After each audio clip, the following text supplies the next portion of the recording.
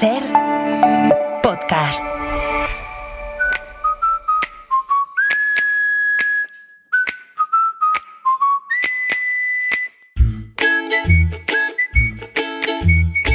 El Faro, con Julia Molina. ¿Qué tal? Buenas noches. Hoy abrimos capítulo nuevo en este Faro y si no he hecho mal las cuentas con los datos que nos dio Lujo 6 hace unos días, el de hoy sería el capítulo 1324, que son muchísimos para estar repartidos solamente en 7 tomos, los que completan cada temporada. Del Faro podríamos sacar libros que pareciesen diccionarios, de los que uno consulta encima de una mesa porque es incapaz de sostenerlo entre los brazos. Pero es que en cada episodio habría muchas cosas que contar. Enseñanzas de los expertos, canciones, vuestros audios... Bueno, y el Suena la Vida. El Faro capítulo lo que la hemos echado al Suena la Vida de la bicicleta. Ay, cuántos capítulos ha tenido esto. Que si una cosa, que si otra cosa, y era tan fácil como limpiar la cadena. Ay, es que se nos va la pinza buscando lo difícil con lo facilito que es todo. Venga, un abrazo de la Luperana Jarota. Buenas noches a todos. ¿Sabéis cuando en una saga uno lee el último libro y piensa esto se podría haber resuelto en el último capítulo del libro anterior? Pues con este Suena la Vida nos estaba pasando justo eso, que sentíamos que la novela se estaba alargando demasiado. Pero apareció un personaje inesperado, José Manuel, que consiguió que por fin pasásemos página. Así que abrimos capítulo nuevo. Bienvenidos al Faro.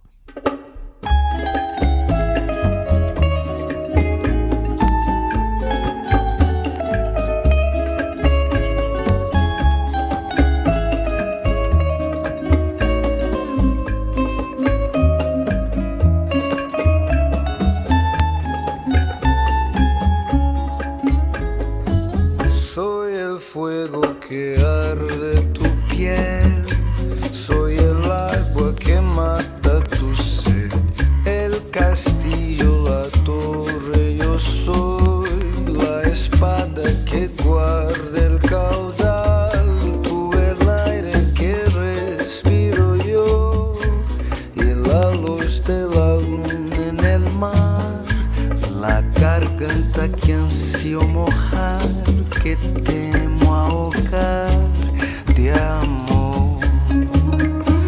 Igual este celos me vas a dar, oh, dices tú mi tesoro, basta con mirarlo, tuyo será, y tuyo será. Buenas noches, gentes del Faro. No es que yo sea un exquisito, pero no me pongo ya con series que vayan más allá de 10-12 capítulos. Vamos, he visto Vikingos, Breaking Bad, Los Serrano, La Casa de Papel, Homeland, Ozark, pero claro, las he cogido desde el principio. Así que ya os digo que no voy a jugar con los tronos. Greg, ahí lo dejo y seguiremos fareando. Garganta que ansío mojar, que temo ahogar. El capítulo del libro de este año en el verano podrá titularse Trabajando y veraneando en Canarias. Y ustedes dirán, ni tan mal, pero oye, es que vivo aquí. Y claro, estamos muy cansados porque ha sido un año de mucho trabajo y no queríamos estar 2 horas en aeropuerto esperando avión, coge maleta, sube maleta, Pero bueno, vamos a ver cómo nos lo hacemos. También vamos a pintar la casa. Es la primera vez que contratamos una empresa externa, ya les contaré. Y bueno, trataré de imaginarme que estoy veraneando fuera y no hacer tanta tarea doméstica. Me costará horrores, pero bueno, ya les contaré. Atlántica desde Canarias y un brindis por el Faro. Bueno, ya sabéis que en este Faro veraniego os hemos invitado a que si estáis por ahí viajando, recorriendo nuevos lugares, por supuesto, pues aprovechéis la palabra para contarnos qué estáis haciendo. Pero también reivindicamos los veranos normales, los que plantea Atlántica, trabajando, teniendo algún que otro día libre, intentando aparcar las tareas del hogar para que no nos consuman, pero bueno, que no todos los capítulos de la vida tienen que ser trepidantes.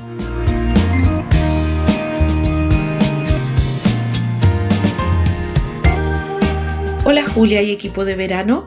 La vida de un emigrante tiene muchos capítulos y algunos muy tristes y dolorosos.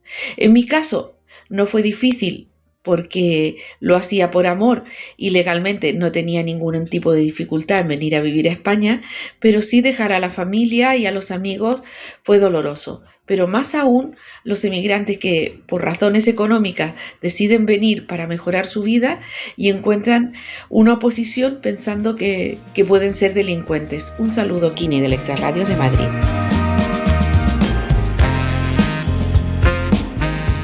Recapitulando, se podría decir que cada audio para el Faro inspira un nuevo capítulo en el libro de mi vida. Un libro que empieza a tener un grosor considerable. Cuando los escucho cronológicamente, noto el cambio brutal que mi vida ha experimentado en estos últimos 4 años. No capitulé cuando pintaban bastos y ahora disfruto de un libro que no quiero que se acabe. Y el mejor capítulo está por escribirse y será en agosto. Soy Oscarini, el riojano Granay.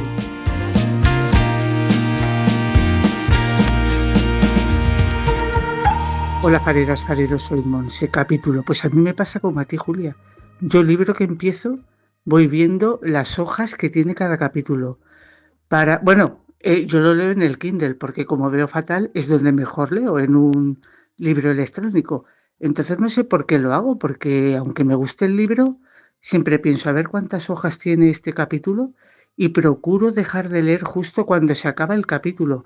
Eso, o como dices tú, Julia, cuando hay un punto y aparte, porque dejarlo ahí a medias es que no puedo hacerlo.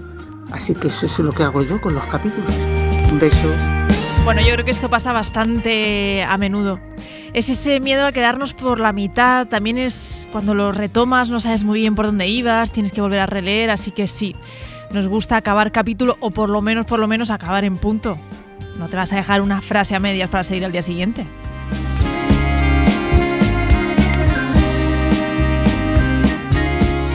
Buenas noches, fareros, fareras, Julia, equipo.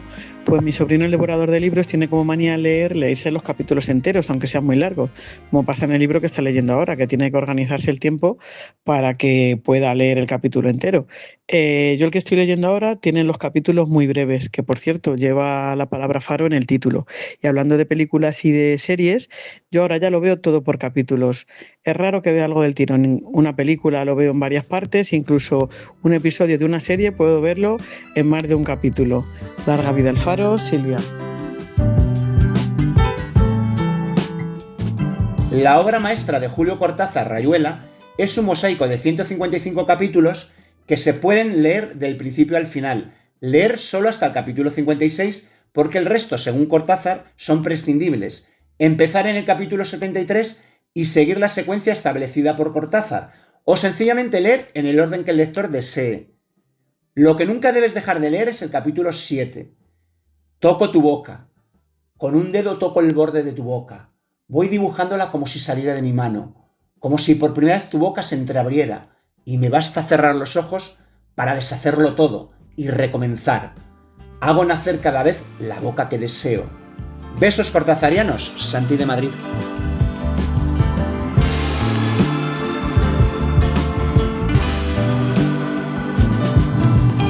Varios oyentes pensaban hoy en este Faro capítulo en Rayuela. Para este programa, a nosotras nos apetecía volver a traer al Faro a un actor que nos ha conquistado capítulo a capítulo, en cada una de las series que ha participado a lo largo de su trayectoria, que no son pocas. Es un viejo conocido del programa porque fue Gato Pardo en 2020 y hemos hablado con él otras veces sobre sus proyectos. Sekun de la Rosa, buenas noches. Hola, muy buenas noches. Cuando estuviste aquí con Mara, Sekun, le contaste una historia fantástica, y es que cuando descubriste que querías ser actor, abriste las páginas amarillas, viste el número de teléfono de un director, lo llamaste, contabas la historia de una manera divertidísima porque decías, ese señor dijo, ¿pero qué haces llamando? Exacto, pero no me llames, lo llamaste 3 veces, pero gracias a ello conseguiste tu primer papel en una miniserie. Sí, conseguí mi primer papel llamando a las páginas amarillas, esta cosa que súper loca con 16 años, yo creo.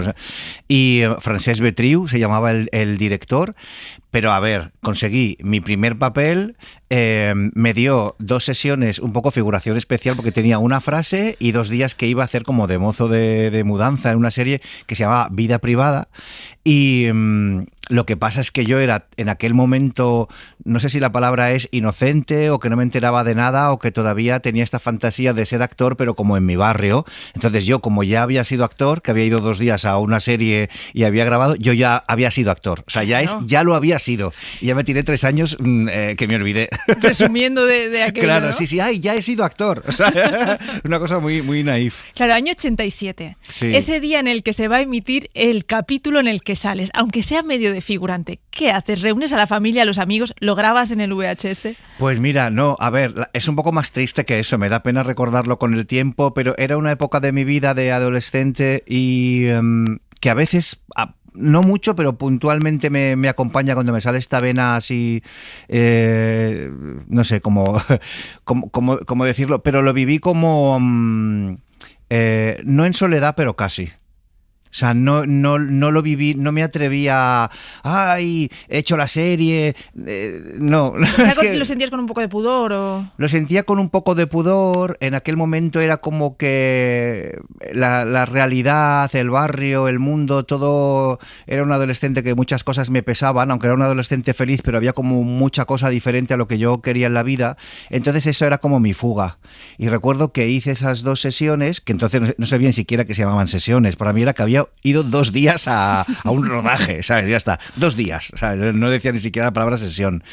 Y entonces lo viví como muy para mí y luego el día que sí que estuve muy atento a ver cuándo se emitía, porque la daban los jueves, era una miniserie de 4 capítulos y fue el último jueves casi de la penúltima secuencia, ¿sabes? Como casi el acabar de la serie. Pero ahí te viste, ahí me vi, sí, ahí me vi. Y además me vi con seudónimo. ¿Cómo con seudónimo? Sí, porque yo dije que me preguntaron, ¿quieres un nombre artístico? Entre todas las cosas que me pasaron para esos 2 días, otra fue que me dijeron, claro, es que me llamo Secundino de la Rosa. Sí. Entonces, Secundino en el año 87 para un adolescente era una cosa como, si yo ya era bizarro cuando fui a hacer la prueba con mis gafas, mi bigote sin afeitar, desde mi barrio hasta la otra punta de Barcelona, sin saber lo que era un currículum ni nada, bueno, todo lo que conté aquí, las páginas amarillas. Y te pones Sergio, ¿no? Claro, yo me puse Sergio Márquez. Sí, que fue el seudónimo que utilizaste aquí en El Faro. Exacto. Bueno, luego vas apareciendo en grandes series españolas, en grandísimas series españolas, de esas que congregaban a la familia entera frente a la televisión, Compañeros, 7 vidas, Cuéntame, y finalmente llega la serie que es el boom, lo que hace que yo creo que te reconozca todo el mundo por la calle, que es Aída. ¿Qué recuerdos tienes de la grabación de una serie que era semanal y en la que estuviste casi 10 años?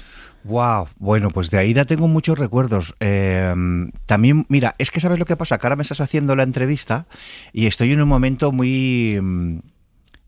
casi diría de los más peculiares. O sea, si recuerdo mi vida por capítulos, ¿vale? El capítulo este de llamar a las páginas amarillas y querer ser actor, casi sería lo más peculiar en esa adolescencia. Y ahora estoy viviendo como un momento, como hemos hecho la película de Aída, sí. Y como hemos hecho la película de Todos los lados de la cama, como una especie de segunda parte cuando ellos ya han pasado 20 años, y lo de Superstar, que es una serie que también ambientada en los 90-2000, es como que estoy como en una especie de viaje al pasado. Entonces, me están pasando muchas cosas, tanto emocionales como de darme cuenta yo en mí mismo de cómo ser. Entonces, claro, en esta entrevista me has pillado ahí como, no en un momento muy normal, en un momento como casi de pasar pantalla, ¿sabes? A otro capítulo real de la vida, que eso pasa poco. Y desde Aída, es curioso porque ahora al hacer la película, los compañeros... no sé si sabes algo de cómo va la película. No sé mucho. Bueno, no sé si tampoco me dejará Paco León, que es el director, hacer Claro, no sabía si te podía preguntar mucho spoiler.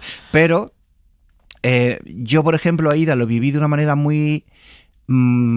feliz, muy inocente también, muy como con mucha ilusión, porque siempre había hecho capitulares, siempre había hecho cosas. Entonces, para mí el hecho de ir a una serie, porque la primera temporada que yo fui a Aída fui para hacer un capítulo.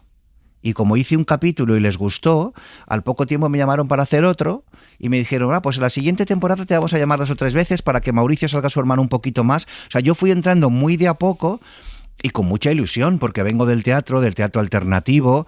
El teatro no es que te dé una economía suficiente. Entonces yo lo vivía como de, qué bien, ¿sabes? Otro sueldito, otro sueldo. Claro, también porque quizás no tenías que pasar tanto tiempo en el plató de Aída y porque lo combinabas con el teatro y con otras cosas. Exacto, yo hacía mis capítulos de Aída, me volvía al teatro, por suerte me empezaban a llamar para hacer algunos papeles en cine. Entonces yo iba y venía y no lo vivía con esa sensación. Por eso te decía que ahora al hacer la película me ha sorprendido mucho, porque en la película, claro, hemos comentado las sensaciones de los actores que estuvieron en la serie durante 10 años, y no sabía de las vivencias de Eduardo Casanova, de Ana Polvorosa, de David Castillo, de la propia Carmen o de Paco, de todos, que han tenido al estar en una serie. Ellos estaban siempre, todo el rato, y en unas edades, unos eran muy niños, otros ya experimentados. Entonces a mí me pilló en un momento muy, muy tranquilo y muy feliz. Sí, es que además Aída pertenece a ese grupo de series de otro momento televisivo que las series duraban muchísimo tiempo. Cada temporada tenía una barbaridad de capítulos. Sí, total. He estado, de hecho, revisando y ahí la 9ª temporada, por ejemplo, tiene 46 capítulos. Es una barbaridad. Claro, supongo que para los actores esto era un desgaste total. Bueno, también había una parte bonita. A ver, Aída tenía muchas cosas chulas. Una, la que tenía era el equipo de Globomedia, que en aquel momento lo capitaneó, no sé si era Écija, Velilla, bueno, también estaba Emilio Aragón en la productora. Entonces, el amor a la televisión era muy grande, y entonces Aída, que era como el spin-off de 7 vidas, bebía mucho de las teleseries americanas, Te quiero Lucy y todas aquellas series, donde yo creo que llega hasta el tiempo de Friends, donde era chulísimo cómo se grababa. El lunes se hacía una lectura de guión, con todo el equipo, con todos, tal. El martes se repasaba ese guión, se iba como afianzando los textos que podían ser mejorables, los sketches y las cosas, casi como los showrunners de ahora, pero sin showrunner, con el equipo de guión, que eran como showrunners y con su cabeza de jefe de equipo. Ya las cámaras empezaban a ver lo que el director, el realizador, cómo iba a querer la cámara. El tercer día se empezaba a ensayar poniéndolo en pie todo, en las diferentes secuencias. El jueves se ensayaba todo y el viernes se grababa con público. Entonces tenía mucho de teatro en vivo, con todo el público, las risas eran reales, y se hacía, y el público veía cómo lo hacíamos, cómo lo acertábamos, cómo nos equivocábamos, y era espectacular, porque te daba tiempo a montar casi una obra de teatro a la semana grabada. Claro. Yo siento que ese formato quizá ya no se lleva tanto. No. Ahora se apuesta por unas series que a mí me parece que cada capítulo se asemeja más a una película, y es justo lo que pasa con la serie que se estrena mañana en Netflix, en la que tú participas, que se llama Superstar. Es una miniserie de 6 capítulos sobre un personaje de la televisión archiconocido, Tamara Llurena, la cantante de No Cambié. Al pensar que ha cambiado, sigo siendo la misma de ayer. En mi vida sucedió es tan fuerte la canción. Bueno, es que es tan fuerte la serie también. Es la fuerte la Yo serie. he visto algunos capítulos, parecen películas cada capítulo. Ahora que me comentabas ese tipo de rodaje en Aída que se asemejaba al teatro, grabar una serie así se asemeja más al cine.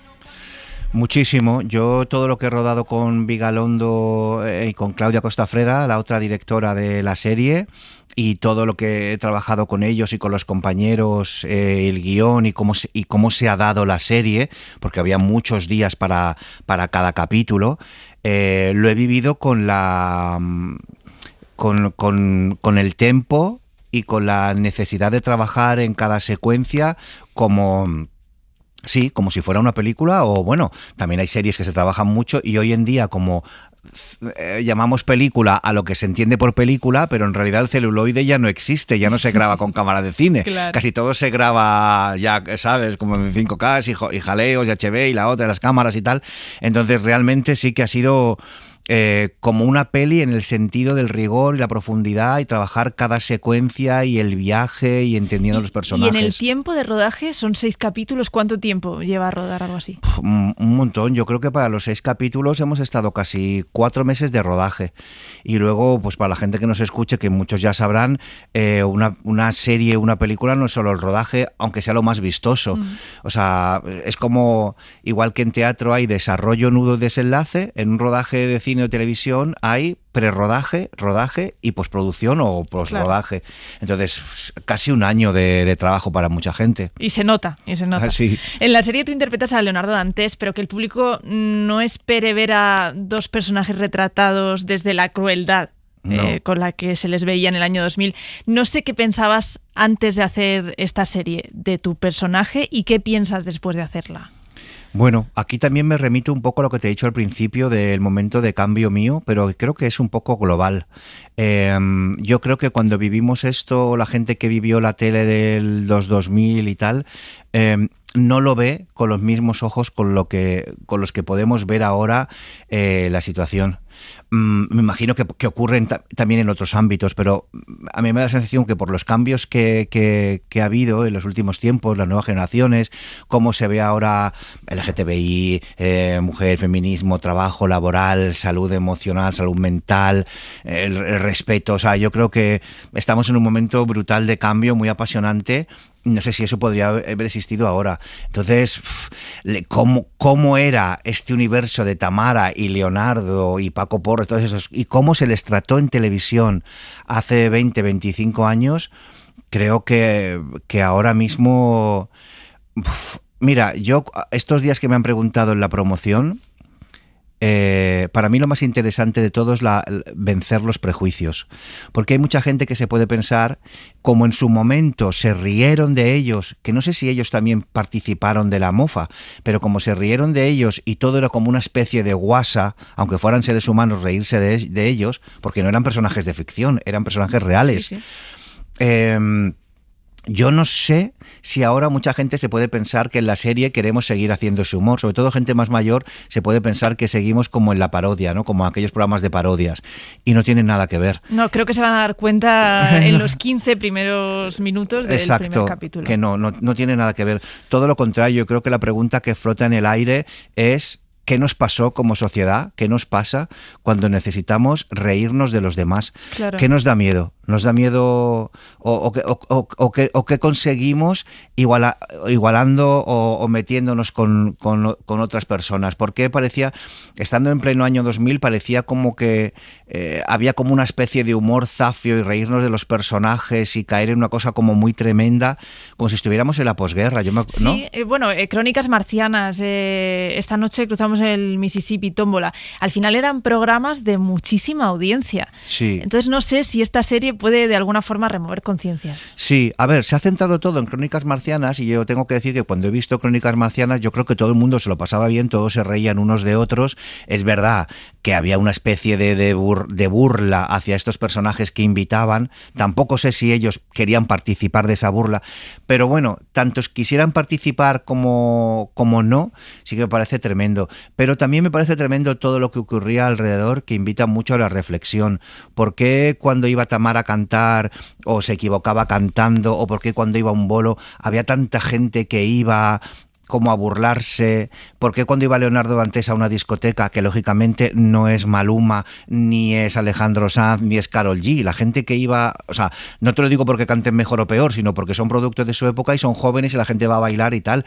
¿Qué esperaba la gente cuando iba a una discoteca a hacer el baile del pañuelo con Leonardo Dantes? ¿No? ¿Se burlaban, lo reían, lo disfrutaban de verdad? Y si se iba a disfrutar de eso era porque se quería disfrutar de algo, no lo sé. A mí me invita mucho a la reflexión, por qué esa cosa tan, ¿no? Sí, yo creo que en general va a invitar bastante a la reflexión la serie. ¿Tú dirías que es una miniserie para ver atracón de capítulos o es mejor uno a uno e ir reflexionando cada capítulo? Bueno, yo creo que es una serie muy especial, con toda la cinefilia que tiene Vigalondo y Claudia Costafreda, que son dos personas que aman el cine y lo cuidan y son eruditos. Nacho Vigalondo yo creo que tiene momentos de la serie, hay capítulos, bueno, hay secuencias que de repente, ¿cómo te puedes imaginar este universo de Tamara y todos estos en una película de David Lynch? ¿Sabes? Tiene mucho del universo de David Lynch, tiene poética, tiene esoterismo, tiene planos, unas virguerías visuales increíbles y unos diálogos, por momentos parece un melodrama, por momentos es como que te ríes han cambiado también, se nota que estoy un poco enamorado de la serie, ¿no? Pero cambian los formatos, como estábamos en Crónicas Marcianas, de repente sale el formato televisión, el formato Betacam, el Super 8, de repente es increíble cómo está hecha. Entonces yo creo que con un capítulo al día, pues, aunque luego les entregan los demás, pero es mejor, mucho, ¿no? Para digerirlo bien. Sí. Pues Secunde la Rosa, muchísimas gracias por haber estado esta noche en El Faro, y a partir de mañana Superstar está disponible en Netflix. Bueno, muchísimas gracias a vosotros. Un abrazo. Voy a salir dispuesta a que mueras por mí.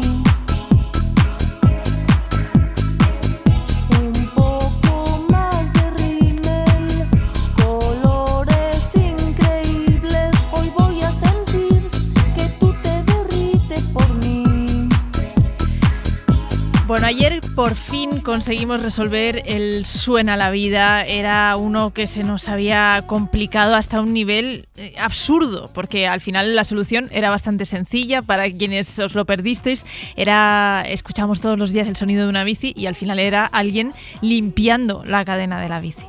Así que hoy toca estrenar nuevo sonido, nuevo Suena la Vida, con la esperanza de que sí, juguemos con él, pero no nos tiremos semanas y semanas y semanas intentando resolverlo. El sonido es este.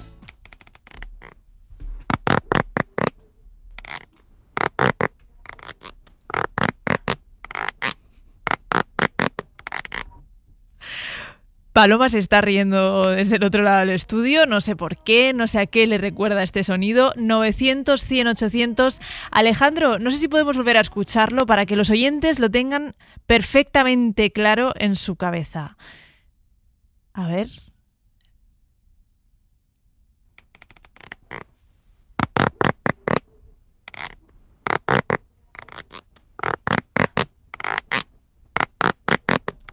...900, 100, 800.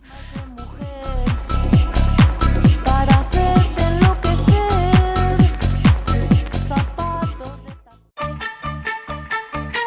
El Faro. Con Julia Molina. 17 de julio. Vaya noche. No sé si quiero oírlo. Yo sí. Sam me ha llevado en barca a la isla. Es aquí, es Calocairi. Bailamos en la playa, nos besamos en la playa y...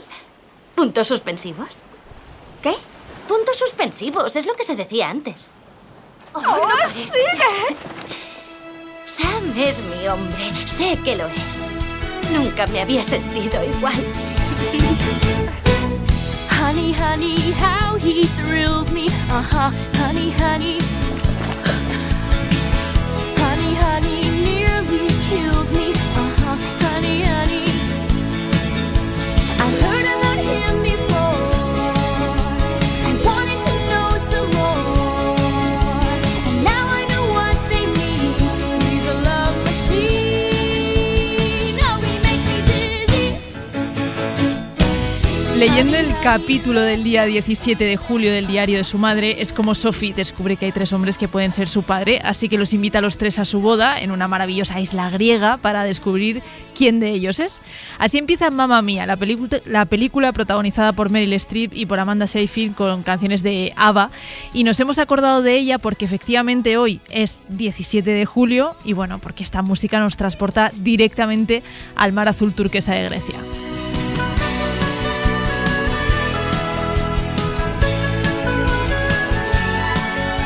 Capítulo 892 de la serie Amor de verano tropical desaprovechado por el calor. Carlos Darío Jesús la mira fijamente y le dice: hola, Ana Luisa Gabriela levanta su mirada y con los ojos llorosos le contesta: hola. ¿Habrá conversación más interesante? No te pierdas mañana el próximo capítulo. Bona nit, paristes, Segarreta de la Vall, la nostra vida està plena de capítols, uns bons i els altres millor. Adéu, adéu.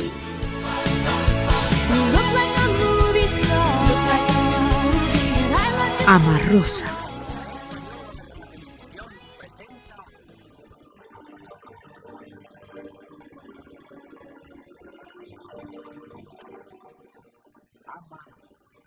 Amparo, Amparo, te necesitamos.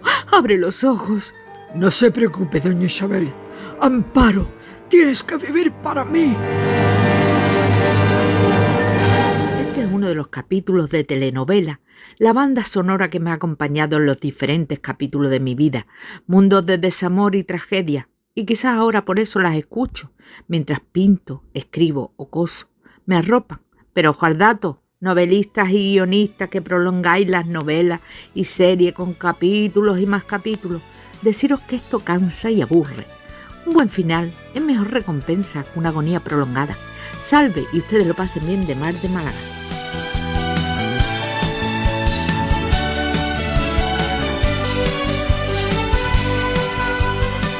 Pues aquí sentadita en el sofá con mi té para ver un nuevo capítulo de Pasión de Gavilanes. ¿Cuántas veces he visto esta novela? Indefinidas. Y es que no me canso. No solo se atrevieron a meterse en nuestros predios, sino que además atacaron alevosamente a Fernando. ¿Quién es ese hombre? Yo creo que es porque me recuerda al capítulo más feliz de mi vida, mi adolescencia. Eso sí, como mucho veo un capítulo al día. No soy nada de darme atracones. Siento que pierde la magia y yo pierdo el interés. Soy Denia, de Macotera. Siempre seré yo su dueña, por la que no duerme, por la que se muere, por la que... Creo que escribir el capítulo final de una novela no es para nada sencillo y es pues de lo que más adolecen los escritores, porque te puedes encontrar muchísimas novelas con un argumento muy bien estructurado, muy bien desarrollado y que se cierra con un final bastante decepcionante. Te digo novelas, como también te digo, sobre todo series, ¿vale? Para mí, el mejor capítulo final que cierra de manera redonda una novela es la que escribió Oscar Wilde, El retrato de Dorian Gray, que me parece, vamos, una obra maestra de cierre, de conclusión. No sé a vosotras qué os parece, no sé si tenéis algún capítulo final favorito de vuestros libros. Venga, aquí, Bosco de Zaragoza.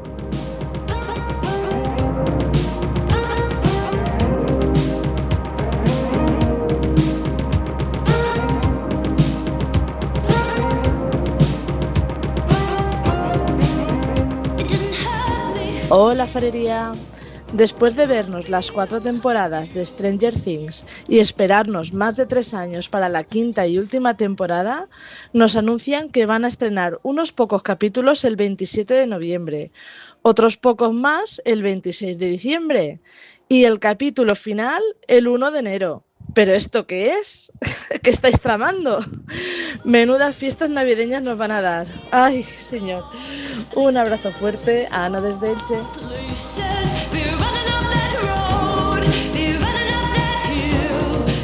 Hola, fareros y fareras. Hay un capítulo de la vida que se cierra cuando cambiamos de trabajo y para todos los formularios hay que enviar la misma información repetida una y otra vez.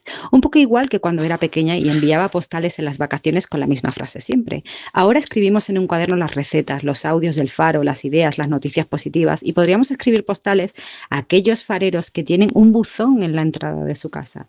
Recibir una carta es increíble y placentero. Mantengamos esa costumbre. No cerremos ese capítulo de ilusión. Tempo fugit de Burdeos. Que paséis buen día, buena noche.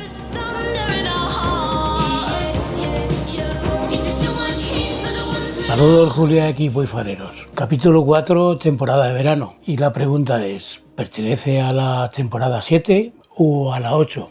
Bueno, espero salir de dudas. Buenas noches, Tomelloso. A ver, digamos que el verano de alguna forma está en una especie de limbo en un paréntesis, vamos a decir.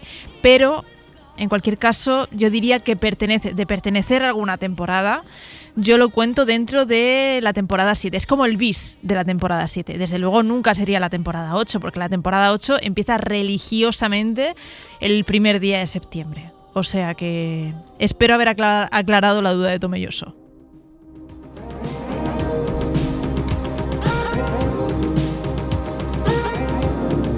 Venga, vamos con el cuarto colaborador del verano. David Botello, buenas noches y bienvenido. Hola Julia, ¿qué tal? Buenas noches. Pues muy bien, muy contentas de tenerte en el Faro este verano. Hace unos días hablábamos en el programa sobre si estaba bien que a los niños se les mandase deberes o no. Y yo decía, pues es que yo nunca me mandaban deberes, pero sí que de alguna forma pues me tocaba seguir aprendiendo, pues leyendo, o me tocaba pues ir de viaje a algún sitio y aprender en un museo. Pues yo me tomo esta sección como eso, algo así como aprender un poquito, repasar la historia, pero divirtiéndonos. O sea, que no parezca un cuaderno de actividades de estos que cuesta hacer. Claro, yo he hecho los deberes, yo sí que los he hecho. Es verdad, es verdad. Porque claro, yo te propuse esta palabra, capítulo, y te dije, pues no sé, pues háblanos de lo que quieras, de tu capítulo favorito de la historia. Y me dijiste, no, voy a ir un poquito más allá. Entonces lo primero que me proponías es, oye, la palabra en sí, capítulo, que viene, imagino como todas las palabras del latín. Pues viene del latín, efectivamente, viene de capitulum, que es el diminutivo de caput, que es cabeza. O sea que, aunque suena cosa muy seria lo del capítulo, en realidad es algo así como una cabecita, ¿no? Una cabeza pequeña. Capítulo es cabecita en latín, más o menos. Es cabecita, sí. Estos capítulos eran las florituras estas con purpurina y encabezados así que decoraban los pergaminos al principio, ¿no? Y servían para introducir un capítulo y para organizar las distintas partes de un documento. He dicho capítulo y no quería, mira. Pero bueno, eran como esos peinados con volumen que separaban los temas de un texto. Con el tiempo estos adornos se vinieron arriba y pasaron a ser la manera oficial de partir un texto en contenidos diferentes bien marcados. Y así es como nacieron los capítulos que conocemos hoy y que te salvan pues cuando tienes que buscar algo sin tenerte que tragar el libro entero, ¿no? Sí, aunque te diría que no sirven de nada los capítulos si no está el índice, porque si no también tienes que navegar ahí entre capítulos. En los libros antiguos también está la letra capitular. Claro, esta letra tan floripondeada, cuando una letra, pues se acabó llamando letra capitular, que es como la diva del abecedario, ¿no? Así como una letra grandota, muy arreglada, con los rizos, con la corona de filigranas, y plantándose al principio de un texto para avisar, oye, que aquí empieza una nueva sección. En la Edad Media, fíjate cómo era esto, que los reyes francos se pusieron muy finos a compilar leyes y las metieron en unos tochos inmensos llamados capitulares o capitularia. Y todo este rollo legal estaba dividido por capítulos, que eran los capítula, ¿no? En latín. Y aquello era como una especie de festival ordenadito de pergaminos, de sellos oficiales, de caligrafía de domingo, porque era todo así como muy fino. Y ya solo faltaba alguien que tuviera la paciencia de leer aquellos tochos, que yo desde luego no los he leído, ¿no? Y estos eran los capitulares o las leyes de los francos.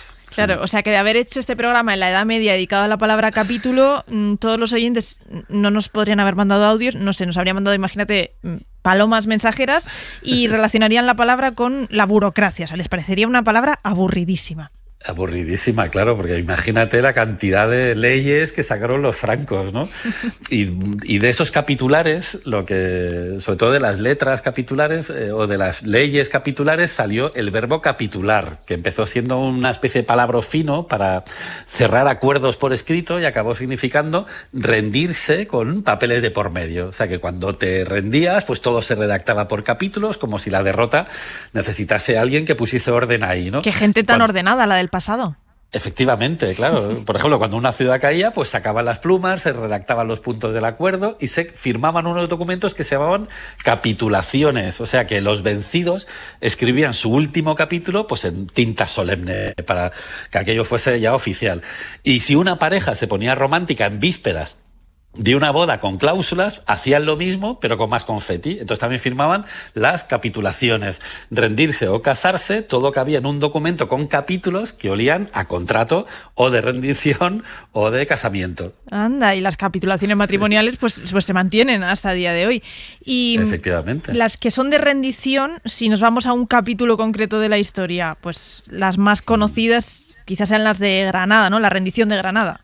Efectivamente, ese 2 de enero de 1492, después de casi un año de asedio, los Reyes Católicos montaron un teatrito final de la conquista de Granada cuando Boabdil entregó las llaves de la ciudad con cara de tragedia y el corazón partido, como si aquello fuese un acto espontáneo y solemne, pero realmente todo estaba pactado desde hacía mucho tiempo, ¿no? Cuando firmaron las famosas capitulaciones de Santa Fe, que prometían a los moros mantener su religión, su forma de vida, sus costumbres y hasta su lengua.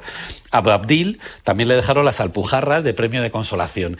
Y aquellas cláusulas eran como una especie de ramo de ilusiones secas, todo como muy civilizado, hasta que los Reyes Católicos, que eran muy suyos, se guardaron en la manga el derecho a olvidar sus promesas cuando les diera la gana. Claro, porque firmaron esto de que los moros podían mantener su religión, su forma de vida, luego no fue exactamente así.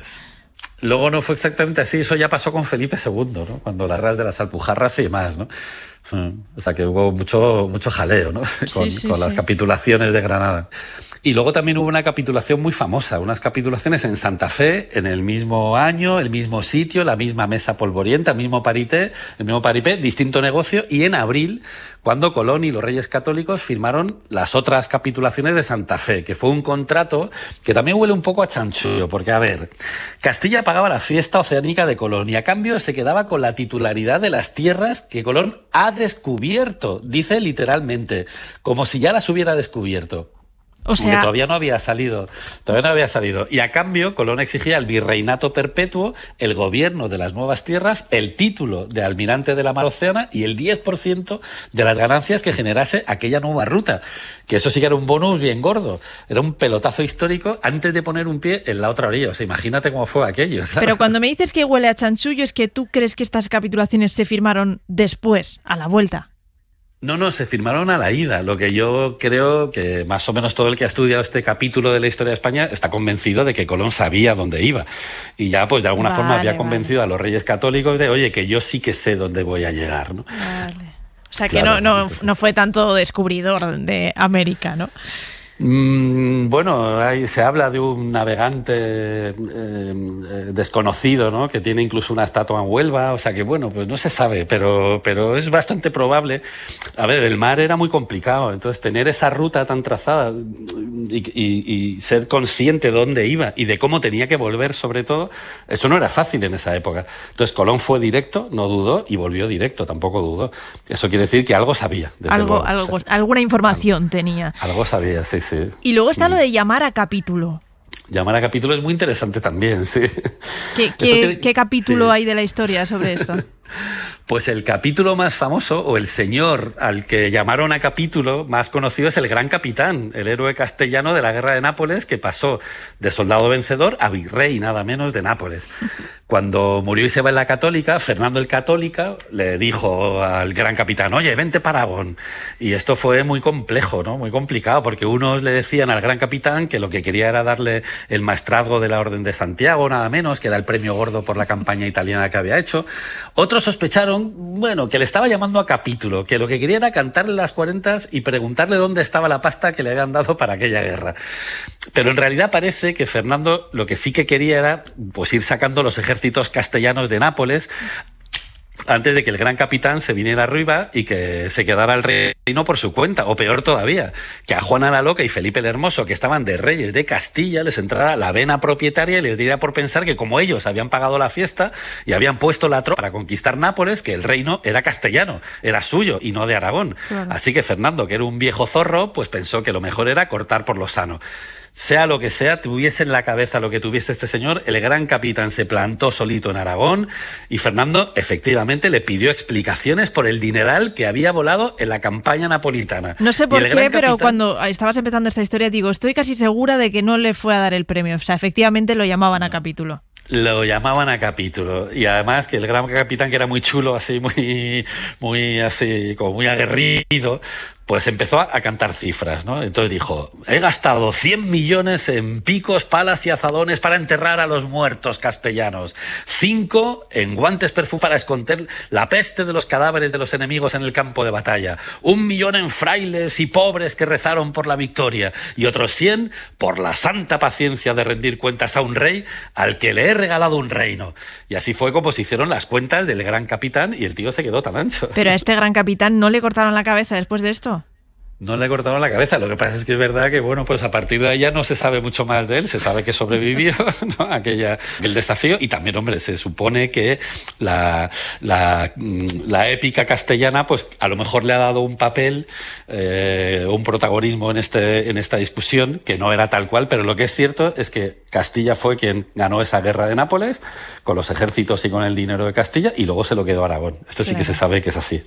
Es que a saber también cuántos capítulos de la historia están tan adornados como los capítulos iniciales que me decías al principio, ¿no? Que era eso de retocar arriba en los pergaminos, la parte de arriba, claro, decorarla, pues a saber cuántos capítulos de la historia no están tan decorados como esos. Claro, al final la historia es lo que nos han contado, ¿no? Es el relato. Y sí que es verdad que hay una historia científica que intenta analizar qué había de cierto y que no, de todas estas cosas que se nos han contado, pero al final sí que es verdad que es la lucha por el relato. Claro.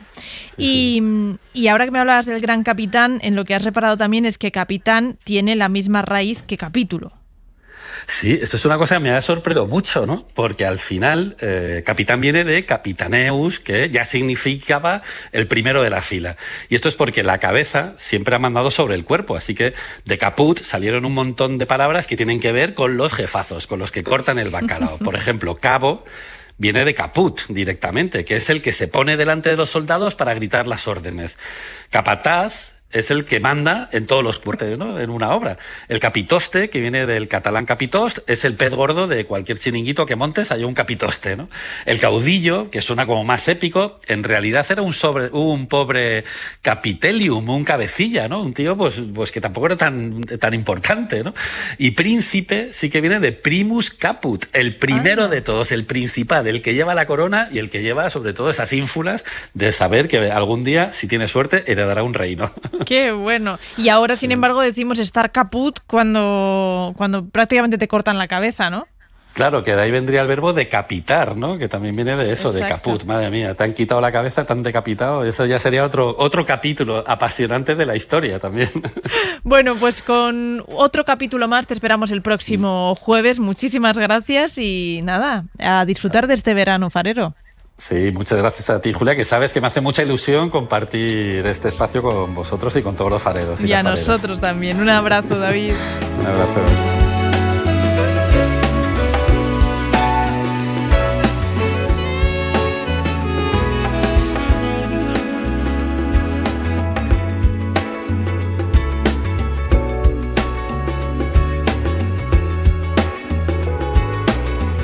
Bueno, hace unos minutos estrenábamos Suena la Vida y ya tenemos a los primeros valientes. Fijaos que siempre cuesta un poco que el Suena la Vida arranque, pero por lo que sea, no sé si es que venimos motivados después de esa bici infernal o si simplemente ha parecido fácil. El sonido es este.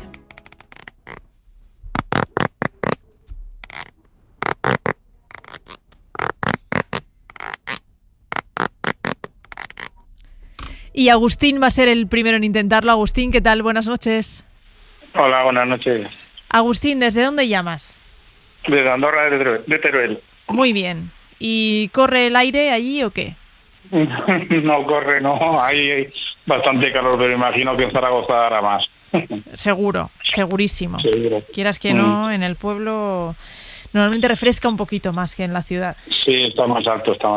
A ver, pero Agustín, bueno, sí. Lo tuyo es valentía, porque llamar el primero siempre cuesta. A mí me encanta, ¿eh? Yo soy bastante fan de la gente que llamáis y arriesgáis todo, porque llamar cuando hay un montón de opciones, pues es un poco más sencillo, ¿no? Ya sabes que no es, ves que la gente se equivoca, te animas, pero oye, llamar el primero tiene su mérito. No, para mí esto es nuevo. Lo que pasa es que me ha venido un recuerdo del trabajo y bueno, no sé, me ha parecido como cuando embalas algo, porque yo le comentaba a tu compañera que como trabajo en una fábrica, cuando embalas algo, llevamos unas máquinas que llevan adaptadas unos ceros, entonces me ha recordado el ruido del cero al embalar la caja, porque el producto que viene lo tienes que meter en una caja, embalarlo, y luego paras y luego vuelves a seguir, y claro, me ha recordado eso, pero bueno, que era por probar. Vale, o sea, están embalando algo. Entiendo que el embalaje será de plástico o algo así. Sí, es como, digamos, un celo normal de uso común en casa, pero un celo grande, ¿sabes? Vale. Cuando se usa, pues, cuando embalas a lo mejor ropa cuando haces una mudanza o cosas así. Vale. A ver, vamos a escuchar el sonido pensando que es alguien embalando algo.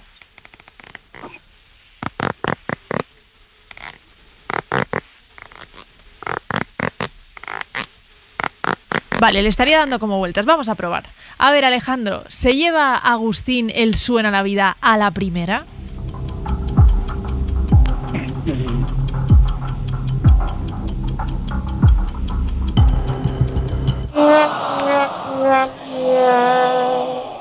Bueno, me llevo la experiencia. Exactamente, exactamente. Oye, y desde luego te llevas mi admiración por ser el valiente que estrena el Suena la Vida. Agustín, muchísimas gracias.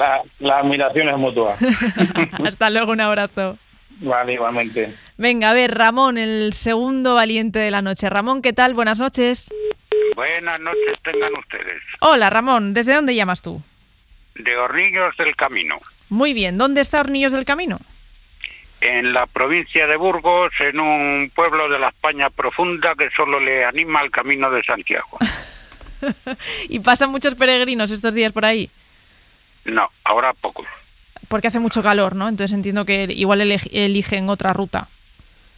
Sí, en vez de, como no les gusta madrugar, en vez de ir andando de Burgos a León, cogen el autobús en Burgos y se van a León. Ya. Pero si cuando hay luna llena se puede andar bien. Pero bueno, venga, a lo que vamos. A lo que vamos, venga. El Suena la Vida. ¿Tú qué crees que es? Raspando. Raspando. Dame más detalles. Ya sabes que el Suena la Vida es fino, hay que acertar. Puede ser raspar madera Vale. o raspar cuero. Raspando madera o cuero. Pues a ver, Alejandro, ¿se lleva el Suena la Vida esta noche Ramón a la España profunda como él la ha llamado? No lo creo. Un poco de optimismo. Que no, que nunca acierto.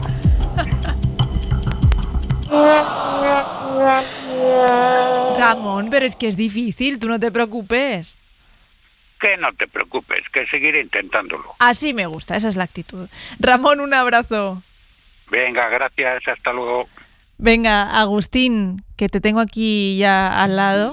Buenas noches. Buenas noches. ¿Te quieres arriesgar? No. Preferiría que no. No por nada, sino porque no lo he escuchado, entonces iría a ciegas. Venga, pues vamos a ponértelo, A ver. no te preocupes. Te lo ponemos, A ya ver. verás. A ver, que está por allí. Es que además el primero que lo ha intentado es un Agustín. Sí, tocayo. Qué pena que no se lo haya llevado. Pero bueno, a ver si lo consigo. A ver yo. si...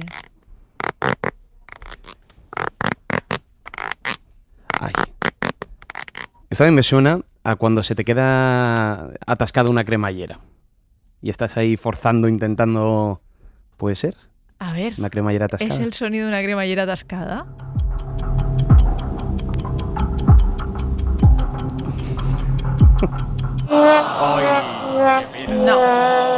No. Claro, es que además en esto, o sea, los oyentes hilan todavía más fino, porque dicen, es el sonido de una cremallera, de una mochila, de un tal... de-". Exacto. Ya, Sí. a lo mejor por eso he fallado, puede ser. Es que es verdad que nos ponemos exigentes con ellos, pero porque están súper experimentados. Ya, Pero bueno, veo, habrá vale. que seguir intentándolo. Bueno, ahora sí abrimos el Faro Actualidad, porque en estos momentos seguimos pendientes del incendio de la localidad de Méntrida, en Toledo, que ha obligado a desalojar a 50 vecinos de una urbanización cercana. Sí, el fuego ha calcinado ya pues más de 3.000 hectáreas y afecta también a la Comunidad de Madrid. Los bomberos y varios efectivos pues trabajan en esas tareas de extinción.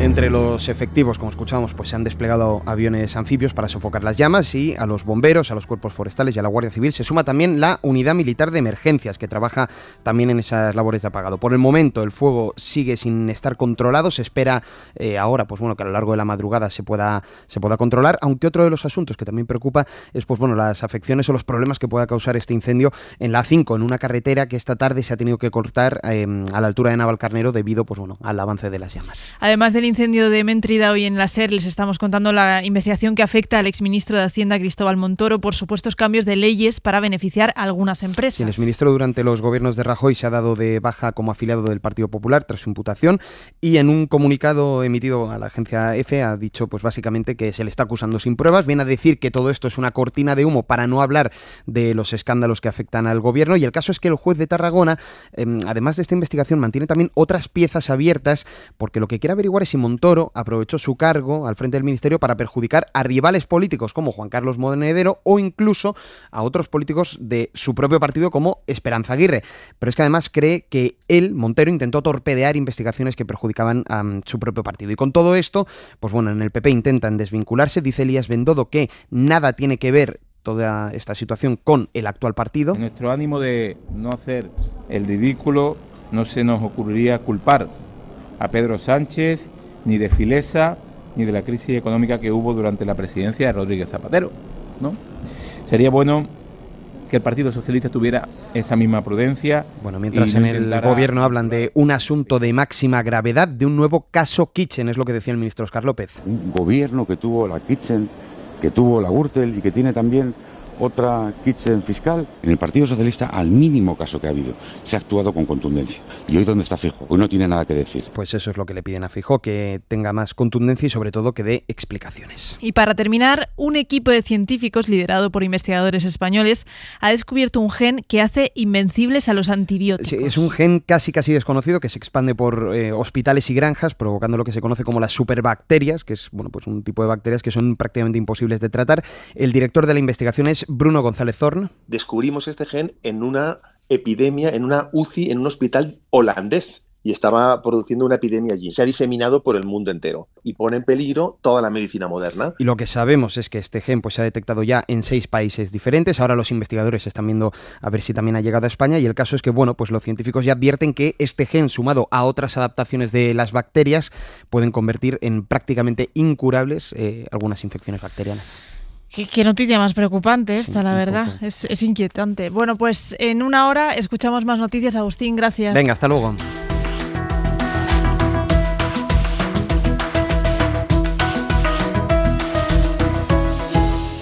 En la cadena SER.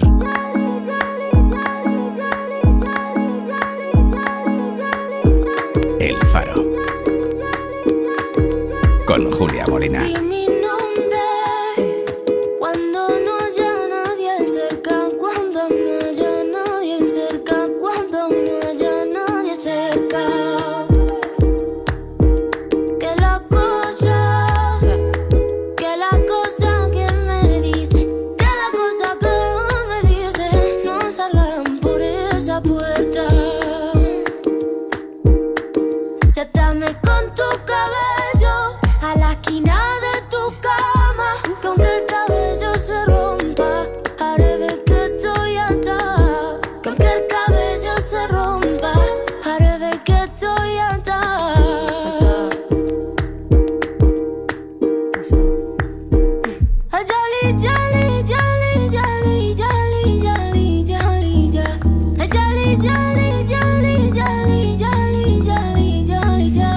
Abrimos esta nueva hora con Di mi nombre, el tema del segundo disco de Rosalía, El mal querer, porque cada canción de este disco es un capítulo que tiene como inspiración una novela medieval del siglo XIII. Esta canción, Di mi nombre, es el capítulo 8, se llama Éxtasis, y Rosalía la escogió esta novela porque estuvo prohibida, porque hablaba de la relación de la mujer con temas como el sexo, la inteligencia o la igualdad. Sobre tus cuerpos, de la esquina de tus camas, y en el último momento, dime mi nombre a la cara. Y en el último momento, dime mi nombre a la cara.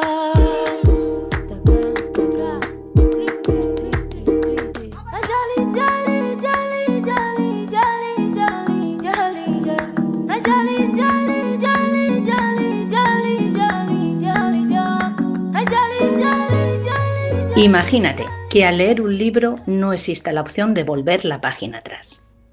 ¿Con cuánta atención leerías ese libro? Eso es la vida. Esta frase que me mandó una amiga hace poco me parece tan cierta. No podemos volver al capítulo de atrás. No se puede volver en la vida a aquella página que yo volvería a vivir o a reescribir. Así que sed generosos, amables y tener cabeza. Que la vida es una. Y no estoy de acuerdo tampoco con la frase de la vida es muy corta. No, la vida es muy larga. Y hoy mismo estamos escribiendo ya el siguiente capítulo. Un besito, viajeras.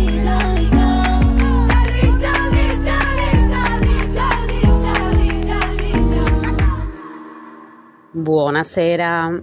Recuerdo la emoción con la que esperaba un nuevo capítulo cuando las series eran semanales. Falcon Crest, Cristal, Cuéntame. Nada que ver con la borrachera que podemos coger de capítulos y series con las plataformas actuales. De hecho, yo hace un año que no pago ninguna. Estoy centrada en el capítulo de mi vida, que empezó hace un par de años y que titularía Compartiendo viaje y aprendizaje. ¿Me cuesta pasar al capítulo siguiente? Pues depende. Si no lo decido yo, sí. Pero si soy yo la que decide cerrar el capítulo y pasar página, entonces estoy deseándolo. Un saludo a todos los fareros y fareras de La Pucelana, ya casi en España. Hola fareros, abro capítulo en mi cuaderno Faro de verano y series he visto buenas y regulares. La serie que más recuerdo, cuyos capítulos son todos memorables, es Mujeres Desesperadas. La serie transcurre en Wisteria Lane, barrio residencial de clase alta. ¿No quieres sentarte? Es difícil enfadarse contigo. Bien, porque no quería que esto acabase mal. ¿Y por qué tiene que acabar? Todo el mundo parece ser feliz, pero se esconden misterios, crímenes, mentiras, a veces contados del drama, otras de la comedia. Sus 5 protagonistas son Susan, Lynette, Brick, Gabriel y María Alice. A pesar de sus 180 capítulos, es la serie que he visto 2 veces. Besos y Cris de Vallecas.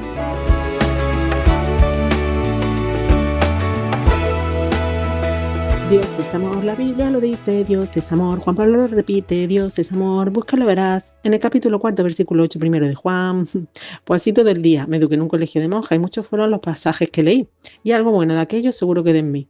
Me sorprendió hace poco escuchar la Biblia como recomendación de lectura imprescindible. En mi lista no está, aunque lo entendí como una filosofía más. Y más de uno debería leerlo para aprender ciertos valores como humildad, empatía, que hoy en día brillan por su ausencia. Minucha Ali Kindoy.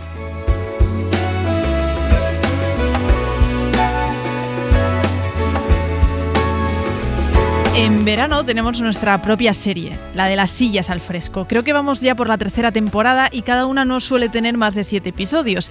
En esta serie hacemos algo muy sencillo que se lleva haciendo en nuestro país toda la vida. Sacamos una silla a la calle, por la noche, cuando corre algo de fresco, para charlar con las vecinas, con los vecinos. El reto es intentar que cada semana nos acojan en un pueblo distinto, pero hoy teníamos que empezar como cada verano en Algar, en Cádiz. Antonia, buenas noches. Buenas noches. Antonia, te pillo sentada en la silla. Guapa. Pues me has pillado sentada en la silla y bien fresquita. Sí, corre el aire, porque sí, aquí en Madrid está haciendo un calor. No, aquí hace calor, pero hace un poquito de aire. Qué bien. Sí. ¿Qué tal con las vecinas? ¿Cuánto hace que habéis empezado a sacar las sillas? ¿Lleváis ya varios días o...? Ya, desde junio, imagínate. Es que tú empiezas muy pronto, Antonia. ¿Y qué vamos a hacer? Si es que tenemos ganas de... Hay que darle ejercicio a la lengua. Entonces, pues la sacamos fresquito. Pues a ver, como corresponsal, avánzame. ¿De qué se está hablando esta semana en las sillas? Pues mira, esta semana estamos hablando de las cosas del pueblo que hay, porque hace 3 semanas hicieron una obra de teatro con la Fundación Dargá, iban por las calles haciendo el teatro, estuvo muy bonito, por todas las calles. Luego mañana hay un musical en la Plaza Toro de Peter Pan. También hemos tenido a Merche, el concierto de la Merche. Estuvo muy bien, hubo mucha gente, la Merche muy simpática, muy bien. Pero Antonia, ¿pero conociste a Merche? Hombre, claro, la pero no hablé con ella, porque yo estaba lo que es en la grada, no estaba abajo, yo estaba en la grada, porque yo no me puedo meter con la juventud, hija, con mi edad. Oye, Antonia, total, pero estuvo... y te lo pasaste fenomenal. Oh, estupendamente. Yo me lo paso bien siempre. Eso es verdad. Tengo unas amigas muy buenas aquí en la barriada, luego también tengo mis amigas de salida, Aquí somos las de las sillas al fresco. Y luego tengo mis amigas que cuando salgo con ellas. ¿Y habéis a tomar organizado la ya cervecita. con las vecinas alguna cena de estas de sobaquillo? Que sacáis Pues mira, comida en la puerta y entre todas os organizáis un manjar. sí, ya lo han hecho ellas 2 veces, porque a mí me ha pasado lo siguiente, que a mí las comidas que comen porque ellas son más jóvenes que yo puedo ser la madre de ellas, ¿sabes? Y entonces a mí las comidas que comen ellas de pizza, de baguette, de hamburguesas de esa de burger, van a decir publicidad, de aire por ahí, y eso, a mí eso no me gusta. Ya. ¿A ti qué te gusta sacar a cenar? A mí, por mí para cenar, mira, la verdad me gustan las papitas aliñadas, me gusta una tortilla de patata, unos pimentitos fritos. Yo como de todo, pero esas cosas raras no me gustan. Claro, lo que tú comes, por lo que veo, Antonia, es de calidad. A ti lo que no te gusta es la comida basura, ¿no? Esa comida, eso no sirve para nada, y a esta gente eso es lo que le gusta, hija. Y no son capaces de hacerme una tortillita siquiera, ni un sándwich. Pero tú, teniendo esas vecinas que son más jóvenes que tú, ¿no les das, no sé, clases de cocina o en las sillas les compartes tus recetas? Anda, que se las compartan ellas, que para eso son, para pingonear, son las únicas. Y Sí. cuando las vecinas se van Estamos- por ahí de viaje, de vacaciones o lo que sea, luego la conversación es un poco más jugosa. Sí, ahora se ha ido mi vecina de enfrente, que ha estado 4 o 5 días en Málaga, y me ha venido contando lo bien que se la han pasado. Digo, ay, que me ponéis los dientes largos sin tenerlo, hija. Carmen todavía, la concejala todavía no ha ido de vacaciones porque ella las coge más tarde. Y Antonia, esta noche Dime. estamos haciendo el programa sobre la palabra capítulo. ¿Tú tienes alguna serie favoritísima? Pues la verdad que te digo una cosa, que yo tengo un marido que le gusta mucho el deporte. Mientras haya deporte en la tele, no tengo nada más que una tele. Hay deporte, tenis, moto, coche, fútbol y todo lo que venga bien. Pero tú, Antonia, también ves mucho deporte. ¿A ti también te gusta? A mí también me gusta, sí. Que nos has A mí me contado algún encanta, año. mira, a mí me gusta el fútbol, me gusta el tenis, a mí me gusta, pero y ahora con el calor no se mete uno en las casas de la tele. Las cosas como son. Ya. Porque las charlitas están más buenas que la tele. ¿Las qué? Las charlitas. Ah, las charlitas, claro, claro. Todo el verano, a la fresca. Pues nada, te seguiremos llamando a ver qué nos cuentas de esas Vale, conversaciones, tú no, me qué llamas sale cada por vez ahí. que quiera, ¿vale? Antonia, Vale. un abrazo grande. Igualmente, guapa, un Hasta besito. luego. Adiós, hija.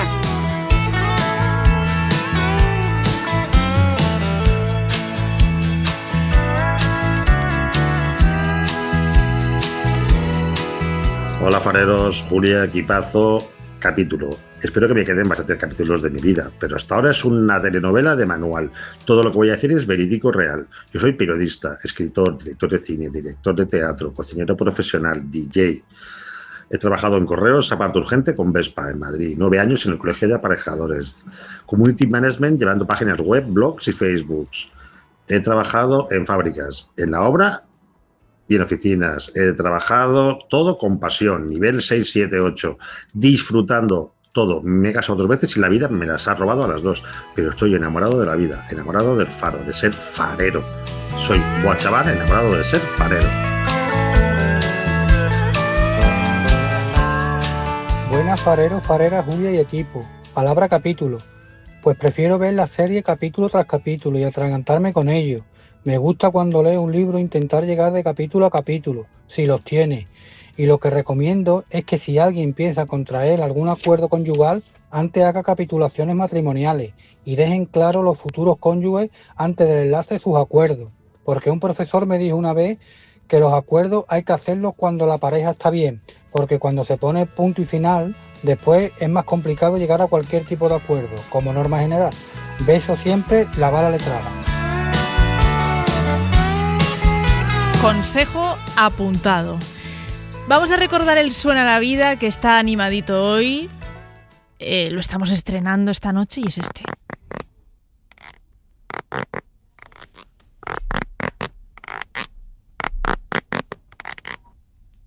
...900, 100, 800. Hasta ahora hemos dicho que es alguien embalando un paquete, no es. Y también raspando madera o cuero, que tampoco es. Tampoco es una cremallera, que ha sido la opción de Agustín Rodríguez Sagún, así que 900, 100, 800.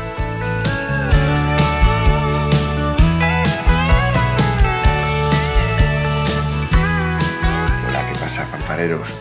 Voy a escribir un capítulo, pero capitulando, porque no se trata de tener la razón todo el tiempo, no.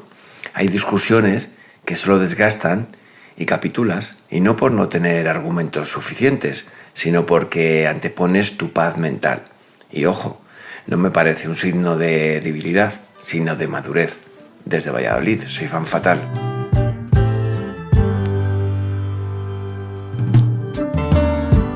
Pues yo quería aprovechar hoy para acordarme de aquellos autores, hombres y mujeres, y de aquellos guionistas, también hombres y mujeres, que cuando termina un capítulo tienen ese ingenio o tienen esa fantástica forma de meterle algo, lo que sea, que hace que te enganches un poquito más. En medio minuto o en media página del libro, cogen y te remiten al siguiente capítulo. Sí, quería acordarme de ellos. Y de sus familiares, por cierto, porque, coño, que soy adicto a esas cosas, joder, que yo he estado llegando a dormirme, de verdad, dormido leyendo o dormido viendo y decir, es que no puedo dejarlo, porque es que te meten en el capítulo que termina así y te abren otra cosa. Bien, pero mal, ¿eh? Lo de vuestra familia no tiene la culpa, pero vosotros, buenas noches, fareros, fareras, soy David, el farero solitario. Venga, vamos a ver si Raúl se lleva esta noche el premio imaginario, así, de una. Nos pasa a veces, que suena la vida, se nos atasca durante semanas y semanas y de repente llega el siguiente y se resuelve nada. Entonces, el sonido lo vamos a volver a recuperar. ¿Es este?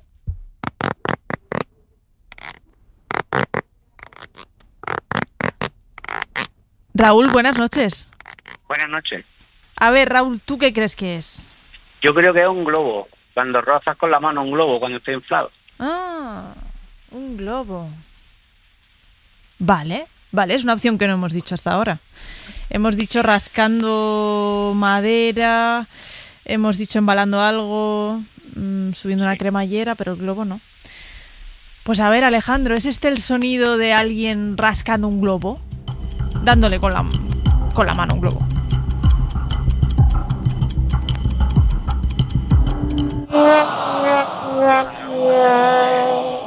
Bueno, otra vez será. No ha habido suerte, Raúl. ¿Desde dónde llamabas? Ahora mismo de Valencia, pero soy de Granada. Ay, pues nada. Que sea leve la noche valenciana, que allí el calor y la humedad son duros. Sí. Venga. Un abrazo, Raúl. Hasta luego. Pues nada, que no hay suerte. Lo estamos intentando a tope, pero no termina de haber suerte. Vamos a escuchar algunos audios más que tenemos preparados y luego viene Paloma, que se ha preparado una barra hoy un poco especial.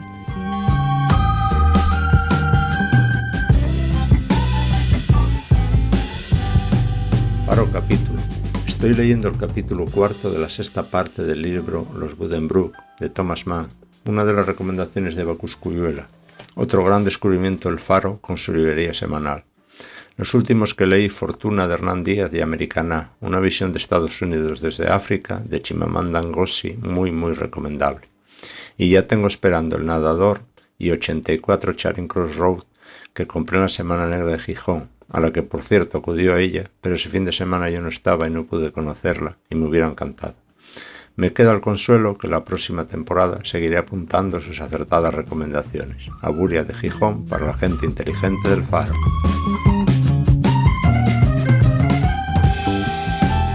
Hola, mi nombre es El Guerrero de la Antifrase. La conclusión de mi último capítulo será que la humanidad es incompatible con la vida en un porcentaje cercano al 100%.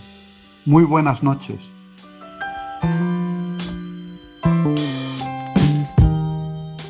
Buenas noches, farería. Pues la vida se divide más o menos en 4 capítulos. Infancia, la juventud, la madurez y la vejez.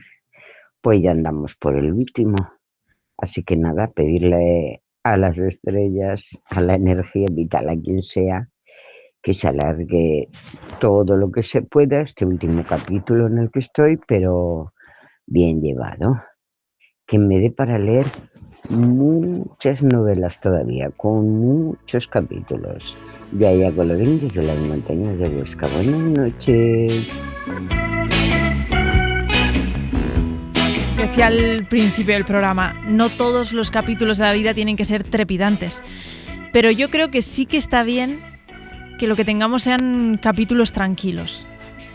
Y como dice Yaya Colorín, largos, por supuesto, si nos apetece, larguísimos.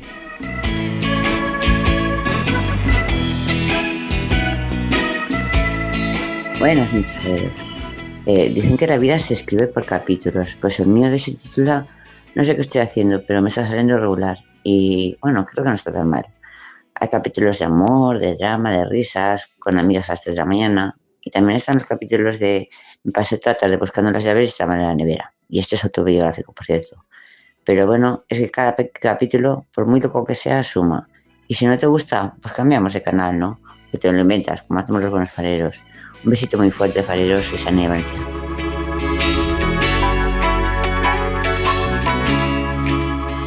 Buenas noches. ¿Quién no recuerda el libro de Rayuela y su capítulo 55, tan peculiar porque Cortázar en su propuesta de lectura no lineal lo omite intencionalmente? Si se sigue la secuencia propuesta por el autor, este capítulo no se lee, formando parte de la estructura del juego de la Rayuela, donde se salta una casilla.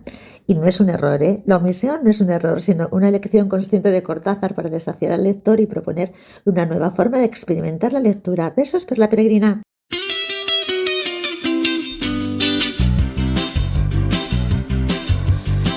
Paloma, ¿qué tal? Buenas noches. Buenas noches. Por fin, esta sintonía vuelve a sonar. Sí, hombre, no podía faltar unos tintes de barra en el verano. Estoy muy a gusto allí al otro lado, con los oyentes, produciendo, pero en la calle me tira mucho, Julia. Sí, lo que pasa es que para hoy has preparado un capítulo un poco especial de la barra. Sí, hoy es especial porque yo siempre que bajo a la calle siempre hablo con gente joven. Sus debates, sus historias, ya sabes, su lenguaje, estas nuevas generaciones que nos vuelven loco a cualquiera, ¿no? Y digo, he aprendido tanto con ellos, han salido tantos temas que digo, quiero llevar estos debates a otra etapa de la vida. Entonces, he hablado con 3 mujeres que son hermanas y son muy diferentes entre ellas, por lo que me di cuenta en esta conversación. Mujeres con una vida prácticamente hecha, que les quedan muchos capítulos por escribir, pero que han escrito otros muchos en el pasado. Y bueno, os voy a dejar con ellas cuando les he preguntado por la palabra capítulo. A ver. Si me dicen la palabra capítulo, lo primero que me viene a la cabeza, los capítulos que cierro en la vida, que hay que cerrarlos. O sea, es decir, en la vida hay capítulos y a veces episodios y cosas que tienes que cerrar, que no puedes tenerlos abiertos toda la vida. Y los que abro capítulos no, porque son las cosas diarias, que son las que por las que me tengo que ocupar.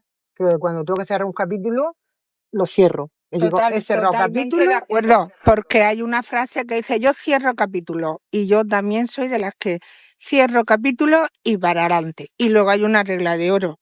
Hay una regla de oro que es, no mires para atrás, tampoco anticipes y vive el presente. Miro al pasado para ser feliz con las cosas buenas que me han pasado. Y luego el futuro, pues más que el futuro, el día a día. O sea, voy marcando el capítulo de mi vida día a día, según mis principios, según mis necesidades y según mis valores. Claro, es que aquí habla la experiencia, sí. Muchos capítulos escritos, cerrados, abiertos, hay de todo. Y esa variedad creo que solo me la puede dar personas así. Mira, ¿sabes? Estaba intentando apuntar una de las máximas que he escuchado, que es no mires para atrás, no anticipes y mira el presente. Y esto no sé si me lo tengo que tatuar o qué, pero me lo he escrito y todo. Pues seguimos aprendiendo con ellas. Porque ya te digo, yo pensaba que con ellas iba a ser algo como, venga, les voy a enseñar, ¿no? Lo que sale en la calle, cómo son las nuevas generaciones. Las red flags, las green flags. Sí, todos estos términos el gaslighting, el ghosting.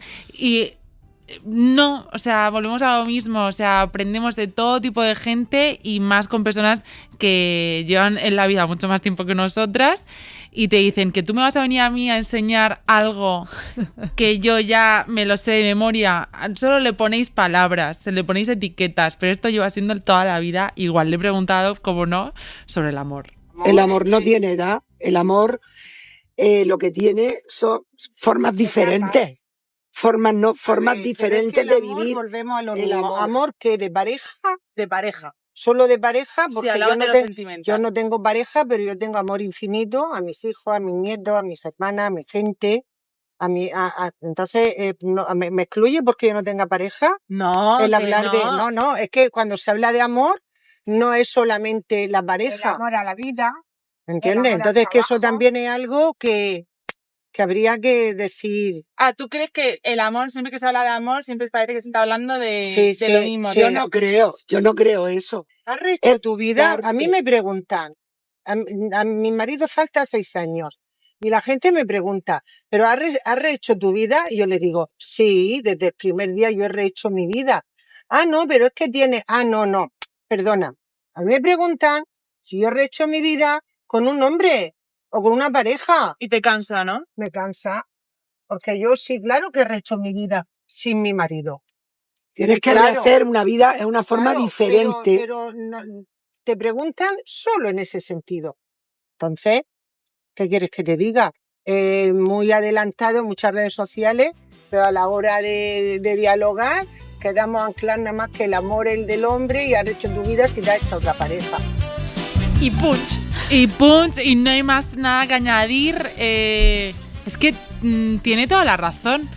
Siempre vamos cuando tratamos el amor, la primera pregunta que hacemos o lo primero que se nos viene a la cabeza es el amor sentimental. El amor de pareja, ¿te refieres? Sí, claro, el amor de pareja.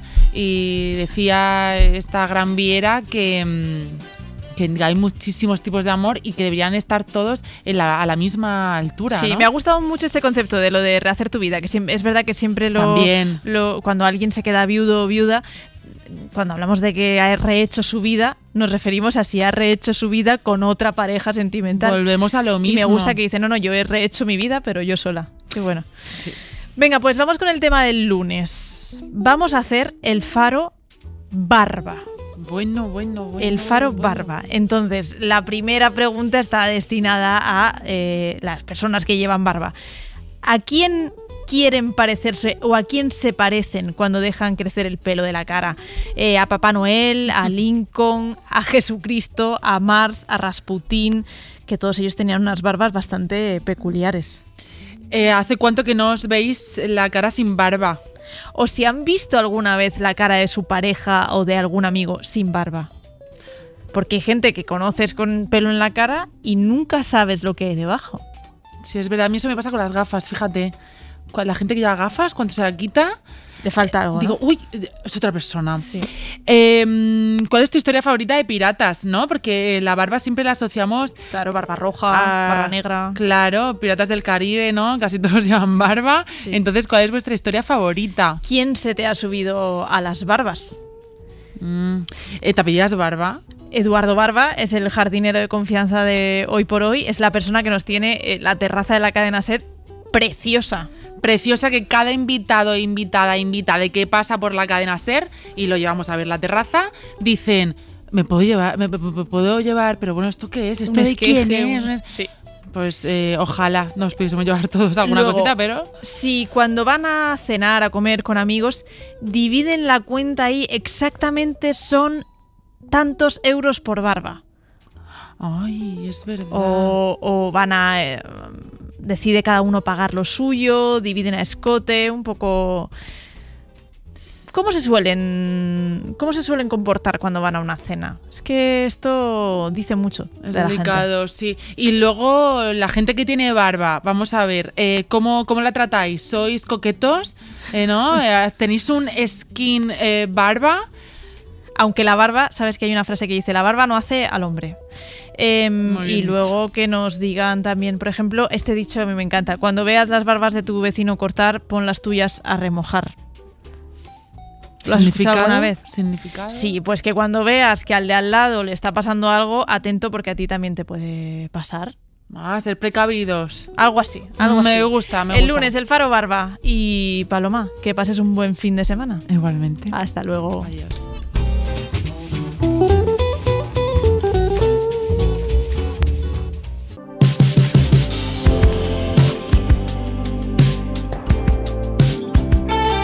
El formato de entrevista de Los Gatopardos también tiene que ver con la palabra de hoy, porque hacen un viaje por varios capítulos clave de su vida. Esta noche recordamos la visita de Ainhoa Arteta, una de esas conversaciones en las que directamente parece que no hay micros delante.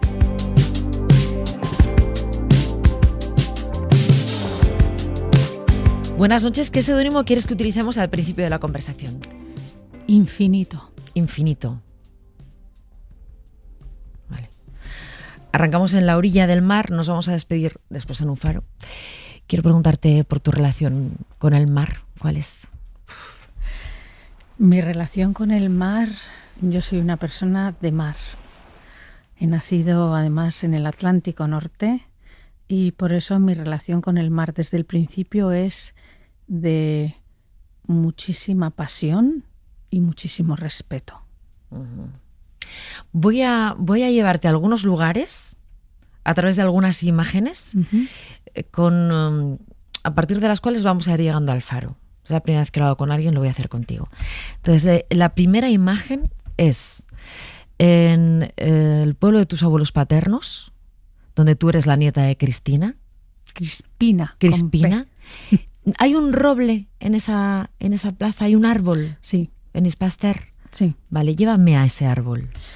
Bueno, ese árbol es muy significativo. Ese árbol, no sé, llevará muchísimos cientos de años en esa plaza, como en muchísimas plazas del País Vasco, ¿no? Ese árbol simboliza la reunión, digamos, de una manera como se reunía democráticamente el País Vasco en cada pueblo, se reunían siempre alrededor del roble de la plaza y después la decisión que tomaba cada pueblo en el roble de la plaza iba al roble que era el de Guernica. Por eso tiene una connotación, nunca mejor dicho, de tribu, incluso de cómo las tribus en democracia deciden y luego la decisión va al roble principal, que es el árbol de Guernica. Y del árbol de Guernica, de ese roble, nacían todos los robles que se ponían en todos los pueblos. Por eso el roble de Ispaster, que todavía sigue ahí, no tengo ni idea, pero yo creo que es más antiguo que el propio árbol de Guernica actual, por supuestísimo. Sí, sí. ¿Y qué recuerdo tienes tú de los tiempos en casa de tus abuelos? Buah, tengo muchísimos recuerdos. Pero sobre todo el roble, bueno, ya el roble no está para las reuniones.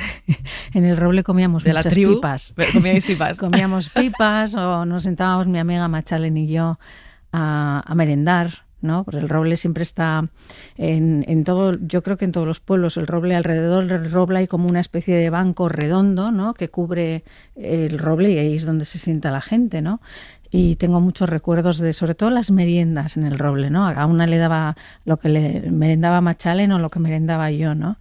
Pero de la infancia en Ispaster, que es precisamente el pueblo de donde vengo yo por familia paterna, pues tengo muchísimos recuerdos del roble, pero también recuerdos de la iglesia, del pórtico de la iglesia, pues porque obviamente en el norte llueve muchísimo, entonces siempre nos refugiábamos en el pórtico y eso, pues de risas, de bicicletas, de carreras, de pipas y de muchas charlas, ¿no? Y de mucha libertad, ¿no? Por lo que estás contando, de la bici, de las pipas, de los amigos, de las amigas, mucha libertad. Muchísima. Vale, ahora vámonos a la casa de Tolosa. Sí. Entonces, ¿cómo es ese contraste de la casa de Tolosa con tu padre tan serio y tan disciplinado? Bueno, la casa de Tolosa, obviamente mi padre es de Ispaster, pero la casa de Tolosa también es una casa, obviamente yo era la hija de la pequeña de las hermanas y me quedé en la casa madre de Tolosa, en la casa de la que era mi abuela y mi abuelo en Tolosa, y entonces siempre una casa muy movida, una casa donde venían todos los primos, todas las tías, todas las reuniones, y una casa muy vivida y sobre todo una casa muy musical. ¿Ah, sí? Y muy de... Sí, La familia Barrolaburu, que es la de Tolosa, fue una familia, y es una familia muy musical y una familia con muchas dotes, sobre todo las hermanas, mi madre y una tía mía, la tía Manoli, y también la tía Basi, de las 5 hermanas, muy actrices, muy de montarse ellas su mundo con la radio, nunca mejor dicho, ¿no? Porque entonces no tenían más que radio. Y yo reconozco que también viví esa época de que no había televisión, había radio, y una se escribía la letra, la otra se pillaba la música, la otra la actuaba, y para cuando la canción tenía 2 días, ellas ya la actuaban, la cantaban en la cocina. Sí, sí, unos recuerdos buenísimos. Muy marchosas mis tías, muy, muy marchosas. Vale, vamos a la peluquería de tu madre. Este sonido que te lleva a los años en los que tu madre tenía la peluquería. Tú alguna vez has dicho que lo que aprendiste en la peluquería fue sobre todo psicología. Sí, totalmente. Yo creo que todavía hoy en día, en las peluquerías que son a las que van todas las semanas las señoras y tal, ahora ya las peluquerías han vuelto más de que vas a que te corten el pelo y ya pues te ven al mes siguiente y tal, ¿no? Mucho más despersonalizadas en ese sentido, pero el mundo que yo viví de la peluquería era de las clientas de todas las semanas y tal, y es verdad que se establece un vínculo. Y yo recuerdo, mi madre era una gran psicóloga. Mi madre, en cuanto entraba alguien por la puerta de la peluquería y la conocía de tiempo, sabía y decía, uy, esta hoy viene. Y a veces incluso el comentario, ¿no? De decirme a mí, ¿no? Déjanos tranquilas un ratito, que tengo que hablar yo con esta mujer. Sí, sabía escuchar tu madre, sabía escuchar. Sí, muchísimo. Una gran... Pero yo creo que le venía de familia, porque es que el primer peluquero de mujeres, fíjate, te estoy hablando de 1930, 29-30, el primer peluquero de mujeres en Guipúzcoa fue mi abuelo, Lucio, que bajó de Ataun, un pueblito, y bajó de Ataun con su mujer a formar una peluquería de mujeres. Y por eso yo me llamo Poca Parroquia. Te cuento la historia. Pues porque estaba mi abuelo, Lucio, en la puerta de la peluquería, y entonces eran parroquianos, es que yo soy de hace muchos años. Entonces eran parroquianos, no eran los del pueblo, sino los parroquianos, por la parroquia. Sí, por la parroquia, sí. Y entonces le preguntó un parroquiano que pasaba, le dijo, Lucio, ¿qué pasa? ¿Cómo va la cosa? Pues aquí todavía pues poca parroquia. Y con los Poca Parroquia nos quedamos. Y yo soy la hija de la pequeña de Poca Parroquia. Ay, qué buen seudónimo hubiera sido este, Poca Parroquia. Poca Parroquia, también es verdad. Sí. Bueno, ¿quién te iba a decir por entonces que te iban a peinar tanto luego? Pues fíjate. Que te iban a peinar tanto. Sí, no, ni me imaginaba. Y de tantas maneras. Ni me imaginaba, no. Nunca, yo siempre imaginé, es verdad que siempre imaginé que iba a llegar a cantar y que iba a llegar al escenario. Lo que no me imaginé jamás era la cantidad de maletas que iba a hacer en mi vida, la cantidad de lugares que iba a conocer, la cantidad de sitios donde iba a establecer hogares o pseudo hogares. Pero sí es verdad, mi cabeza ha pasado por muchísimas manos, en mi cabeza han pasado muchísimas pelucas y muchísimos maquillajes de muchas clases. Vale, sí. Otra imagen. ¿Tienes un hermano? Sí, un hermano, sí. Unos vaqueros viejos de tu hermano. Sí. Dime qué simbolizan esos vaqueros que él quería que le compraran, otros no se los compraban. Esos vaqueros viejos. Pues esos vaqueros para mí representan el gran sacrificio que hizo toda mi familia, incluido él, toda mi familia, para que yo pudiera seguir estudiando en el extranjero. Lo hipotecaron todo, de tal manera que me parece como, el otro día me decía mi padre, el sueldo íntegro de mi padre era para mi carrera y solamente vivíamos con el sueldo de mi madre de la peluquería, con lo cual pues daba para que mi hermano no se pudiera comprar vaqueros, por ejemplo, ¿no? Y bueno, pues eso me hace ver y me hace sentir que esta carrera no es solo mía, no, esta carrera es de toda mi familia. Voy a otra imagen ahora que has dicho lo de viajar fuera. A ver, no sé si es un cartel o un cuadro de un burro antes de las clases con un profesor italiano. Entonces el profesor te decía, este burro rebuzna, o sea, tiene voz. Sí. Lo que vamos a hacer es otra cosa. Sí. Era un cuadro que lo tenía justo antes de entrar en la clase, lo tenía a un lado. Y Perdona, ¿es ya en Italia? En Italia, era en Italia, el maestro Campogalliani. Y entonces me acuerdo que un día muy seriamente me dijo, ¿ves este burro en el cuadro? Y me dice, él sí tiene voz, pero lo que aquí hacemos dentro no es solo tener voz, es música, es cómo poder domeñar y cómo poder sacar lo mejor de nuestra voz. No es solo salir y gritar y punto pelota y hacer 4 agudos, ¿no? Y sí, lo recuerdo. Incluso hasta ahora, ¿no? Muchas veces me pasa, ¿no? Que cuando veo algún cantante o veo a alguna persona que está cantando, pues eso, como un burro, nunca mejor dicho, o no es profesional y saca la voz porque quiere hacerse el lírico y hace como digo, ya está, el rebuzno, ¿no? Que no tiene nada que ver con lo que uno tiene que preparar y que estudiar y investigar también, ¿no? Investigar la propia voz, investigar totalmente. Cada registro, innovar con partituras que son de hace 2 siglos y tienes que cantarlas ahora, en el siglo XXI. Fíjate, investigar la propia voz es investigarse a sí mismo. ¿Ah, sí? Sí, porque la voz es el único instrumento vivo que existe. Además es que la voz lo cuenta todo, ¿no? Sin ser cantante profesional ni cantante, cualquier persona, si está nerviosa, aunque muestre un aplomo increíble, si está nerviosa le tiembla la voz. Sí. O sea, es que cuenta todos los secretos. Sí, la voz es la voz, nunca mejor dicho, ¿no? La voz, como lo has dicho, lo has resumido tú muy bien, ¿no? La voz es un termómetro increíble. No solamente, dicen que a través de los ojos se ve el alma, ¿no? Pues a través de la voz yo creo que se nota el espíritu en ese momento, o la fragilidad, o la potencia, o el saber contenerse de una persona, ¿no? ¿Por qué Ainhoa Arteta se ha puesto Infinito de seudónimo? Pues mira, esto yo creo que tiene que ver con esto que me pasó hace 3 años exactamente. Cuenta los siguientes que te pasó, pues si no están viendo la imagen. Hace 3 años tuve una septicemia, ¿no? Una septicemia provocada no por el COVID. Se han dicho tantas cosas, un paro cardíaco, no. Fue una septicemia provocada por unos cálculos en el riñón. Bueno, se me envenenó la sangre. Yo creo que fue un virus cuando me hicieron del quirófano, lo que sea. Bueno, total que bueno, pues me salvé en el último minuto.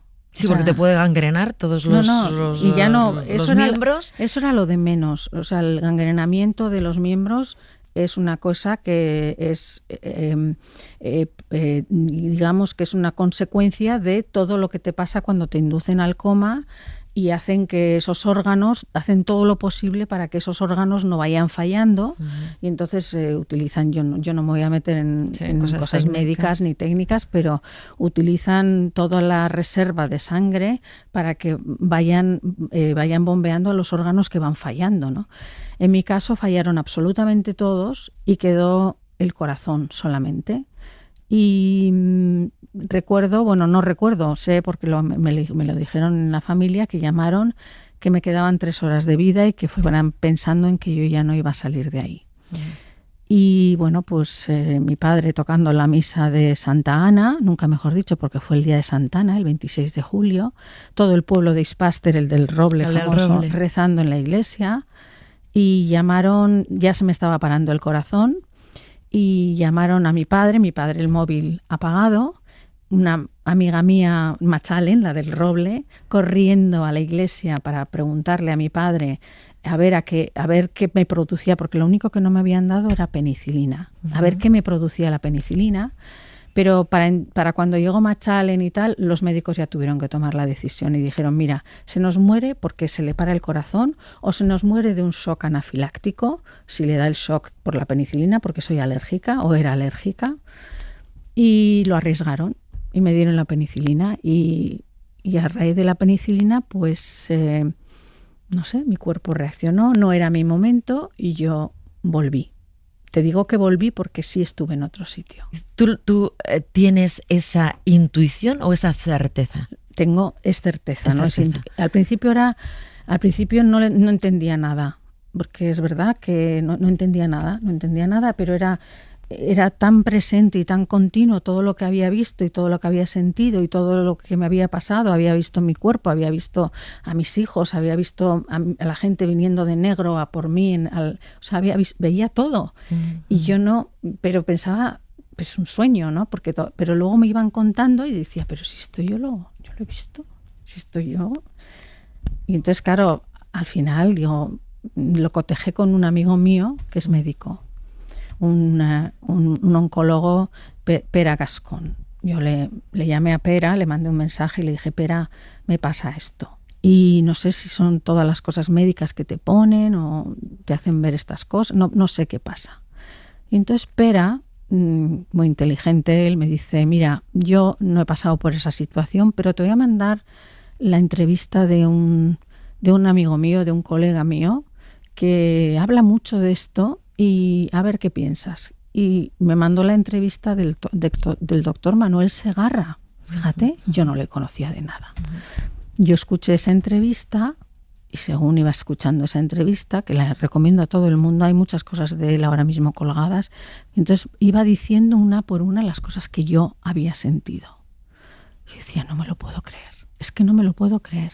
Entonces le contesté a Pedro, y le dije, es que esto es lo que me ha pasado a mí. Y me dice, Pedro, no eres la única, hay mucha más gente que nos viene con estas historias. Sí.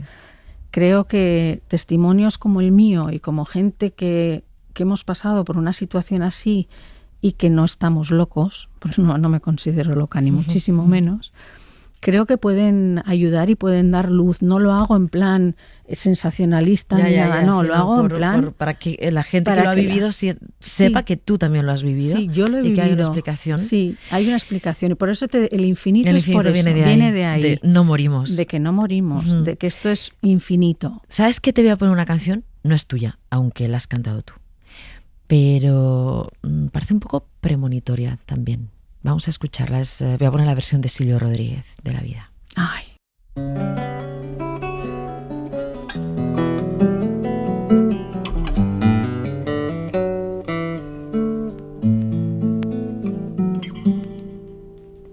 La vida de un pájaro en vuelo, la vida de un amanecer,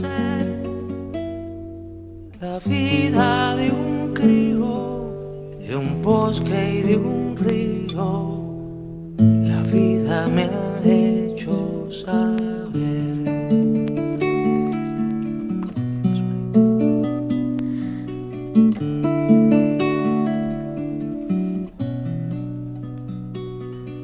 La vida del sordo y del ciego, la vida que no sabe hablar, la del triste loco, la que sabía poco, la vida me ha hecho soñar.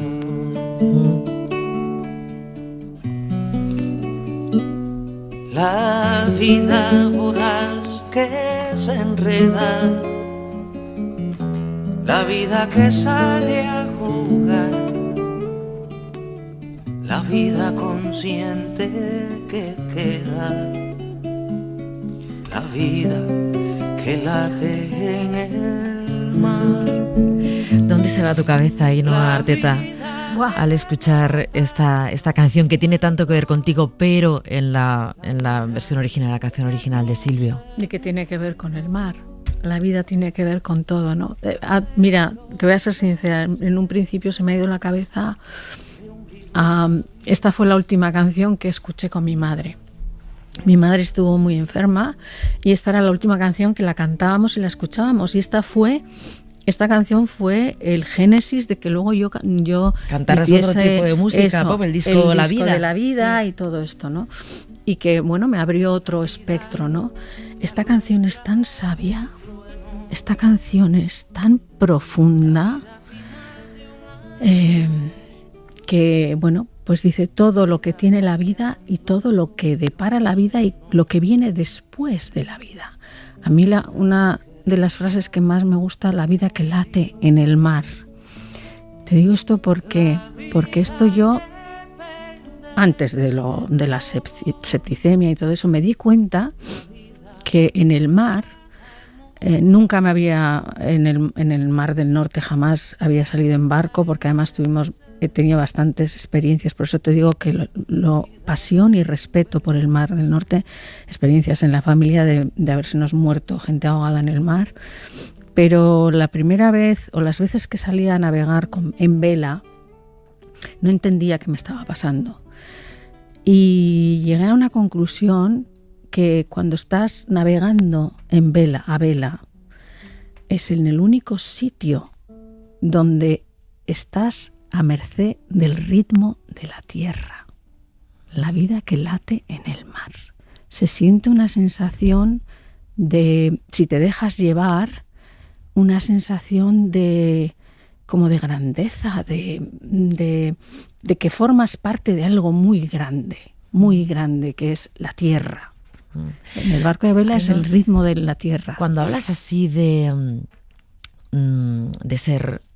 que tenemos vidas infinitas, de que no morimos, cuando cuentas con tanta franqueza este capítulo fundamental de tu vida, el irte y volver, ¿ha cambiado tu percepción también sobre el escenario? Es decir, el mundo de la ópera, que está siempre, o se ha dicho siempre, ¿no?, que tiene mucho divismo. Es verdad que alguien, una soprano como tú, en un escenario cantando una ópera de Rossini, de Puccini, de Verdi, de Mozart, me da igual, tiene que sentirse una diosa. ¿Te ha cambiado tu percepción y eso sobre el escenario lo llevas de otra manera? A ver, me ha cambiado mi percepción en general en la vida. En general en la vida. Y en el escenario podemos sentirnos afortunados. Yo no me he sentido nunca una diosa, una diva. En todo caso, serían unos dioses los que han compuesto esas canciones. Nosotros los interpretamos. Y es verdad que el poder interpretar esas canciones, hay veces, o esas óperas, o por ejemplo las 4 últimas de Strauss, ¿no? Para mí son el gold en mi carrera, ¿no? Sientes, o la 9ª de Beethoven, sientes que estás como si estuvieras en otra dimensión, pero es ese momento de la actuación. Cuando bajamos del escenario somos personas, claro. Que hemos vivido esa experiencia, es verdad, y que tenemos la suerte de volverla a revivir muchas veces cuando subimos a un escenario, pero eso yo creo que debería de ser parte en nosotros para poder ser incluso hasta más benevolentes con la vida. Y mira, quizá esto que estás contando, esta sensación de estar dando vida a creadores extraordinarios, que sí que parecen fuera de lo terrenal, claro, luego cuando bajas y te vas sola al camerino, igual dices, el bajón todavía es peor. Hombre. De esa soledad me han hablado varios gatopardos y gatapardas y entonces dicen, claro, tú dices, hostias, a lo grande, o sea, efectivamente estás interpretando algo grandioso, y luego llegas al camerino o al hotel sola. Sí. A ti además, que sé que viajar, las maletas, entonces el lío te altera, ¿no? Y dices, uff, cuesta bajar. Viendo la tele. No, cuesta bajar. De hotel. Bueno, la de tabletas de Toblerone que tendré yo en las caderas, ¿no? siempre terminas porque dices... Imaginas champán, imaginas que voy a estar aquí, de repente te ves en el hotel con la tableta de Toblerone de la nevera de la habitación. Porque además siempre piensas, no, hoy de verdad que no voy a caer en la de Toblerone, para eso me compro un buen chocolate y entonces piensas, no, ni de eso nada. Y al final siempre caes en que no te has comprado el chocolate y terminas con la tableta de Toblerone. No, pero hablando en serio, es verdad que cuesta mucho, sobre todo por la adrenalina. Y la verdad es que yo tengo que decir que cuando tuve a mis hijos, ese bajón fue mucho más leve. Más llevadero. Sí, porque yo llegaba del teatro y si llegaba a casa, pues mi hijo igual estaba con fiebre, o mi hija, o muchas veces me llamaban que mi hija había cogido una infección, y he tenido en muchos casos que salir a cantar sabiendo que mis hijos estaban en la UCI, que no es nada fácil esta historia. Desde luego. Entonces todas estas cosas te hacen ser humano, te hacen ser normal, te hacen entender y ver que sí, que estás en esa gloria y que eres el vehículo de esa gloria, pero no eres la gloria. Eres un ser humano y tienes que aprender a convivir con Ainhoa, tú has contado también lo que supuso para ti volver a los escenarios, esa emoción de volver a salir, pero la percibes en el público. Sí. El público también quería volver a verte, quiere volver a verte. Ahora tienes un montón de recitales, ¿no? Ya empieza la agenda de recitales. ¿Tú sientes que el público también agradece que no te fueras, que recuperaras la voz, que vuelvas a estar en el escenario? Sí, verdaderamente sí, me emociona muchísimo.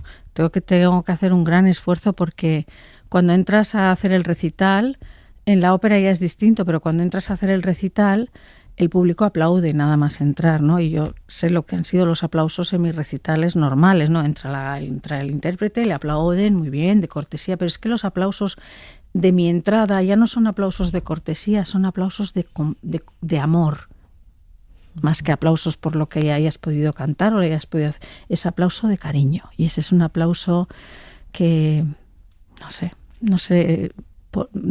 muchas veces no sé por qué me lo merezco, ¿no? Sigo siendo la persona de siempre y lo único que hago en mi vida y he hecho en mi vida es ser lo más respetuosa con la música y con lo que tengo que interpretar. Ainhoa Arteta, vámonos a un faro. Dime con quién te gustaría estar, encontrarte, reencontrarte, si quieres estar sola también. O sea, imagínate en un faro y con quién te gustaría ese encuentro o cómo te gustaría estar. Y luego te voy a pedir que pongas una canción. Pues mira, el faro, que es como una despedida. No, o un encuentro, puede ser una bienvenida. Puede ser lo que quieras. Imaginación. Aquí la imaginación es libre. Bueno, siempre es libre, pero en el faro más, porque puedes encontrarte o reencontrarte con alguien que ya no está, lo que quieras. Yo diría que el faro para mí va a ser el símbolo, o lo quiero aceptar como el símbolo de la luz que va a quedar siempre ahí, porque el faro nunca se apaga. Sí. El faro aguanta muchas tormentas, aguanta hasta la tormenta de lo que nosotros occidentalmente llamamos la muerte. Y yo lo he dicho, y se lo he dicho a mi familia y lo he dicho a todo el mundo que me conoce, que yo el día que ya no esté físicamente, pero estaré en esa luz del faro, y lo que quiero es hacer una gran fiesta con DJ o con quien sea, pero lo que no quiero es que vengan a llorar, sino que vengan a hablar de lo bien que se lo han pasado conmigo. Los amigos, mis amigos, de verdad.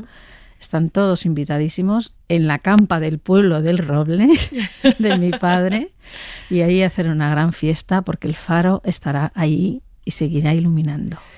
¿Y qué música ponemos a ese fiestón? Pues ¿Has hablado de DJ? No, pero no. Pon a ver, fiestón, imagínate ese fiestón para celebrar la vida de Ainhoa Arteta, porque eso sería, ¿no? A ver. Una fiesta de celebración de la vida de Arteta. Claro, entonces me tengo que poner... pues pondría Sin miedo de Rosana. Sin miedo de Rosana. Sin miedo de Rosana. Y en plan clásico pondría de las 4 últimas canciones de Strauss, pondría Otoño y Invierno. Bueno, pero nos vamos a quedar con este Sin miedo para imaginar a todo el mundo rodeando el roble, celebrando a Ainhoa Arteta. Ha sido un gustazo tenerte. Muchísimas gracias por venir. Teníamos muchas ganas. Mejor vivir sin miedo. lo malo se nos va volviendo bueno.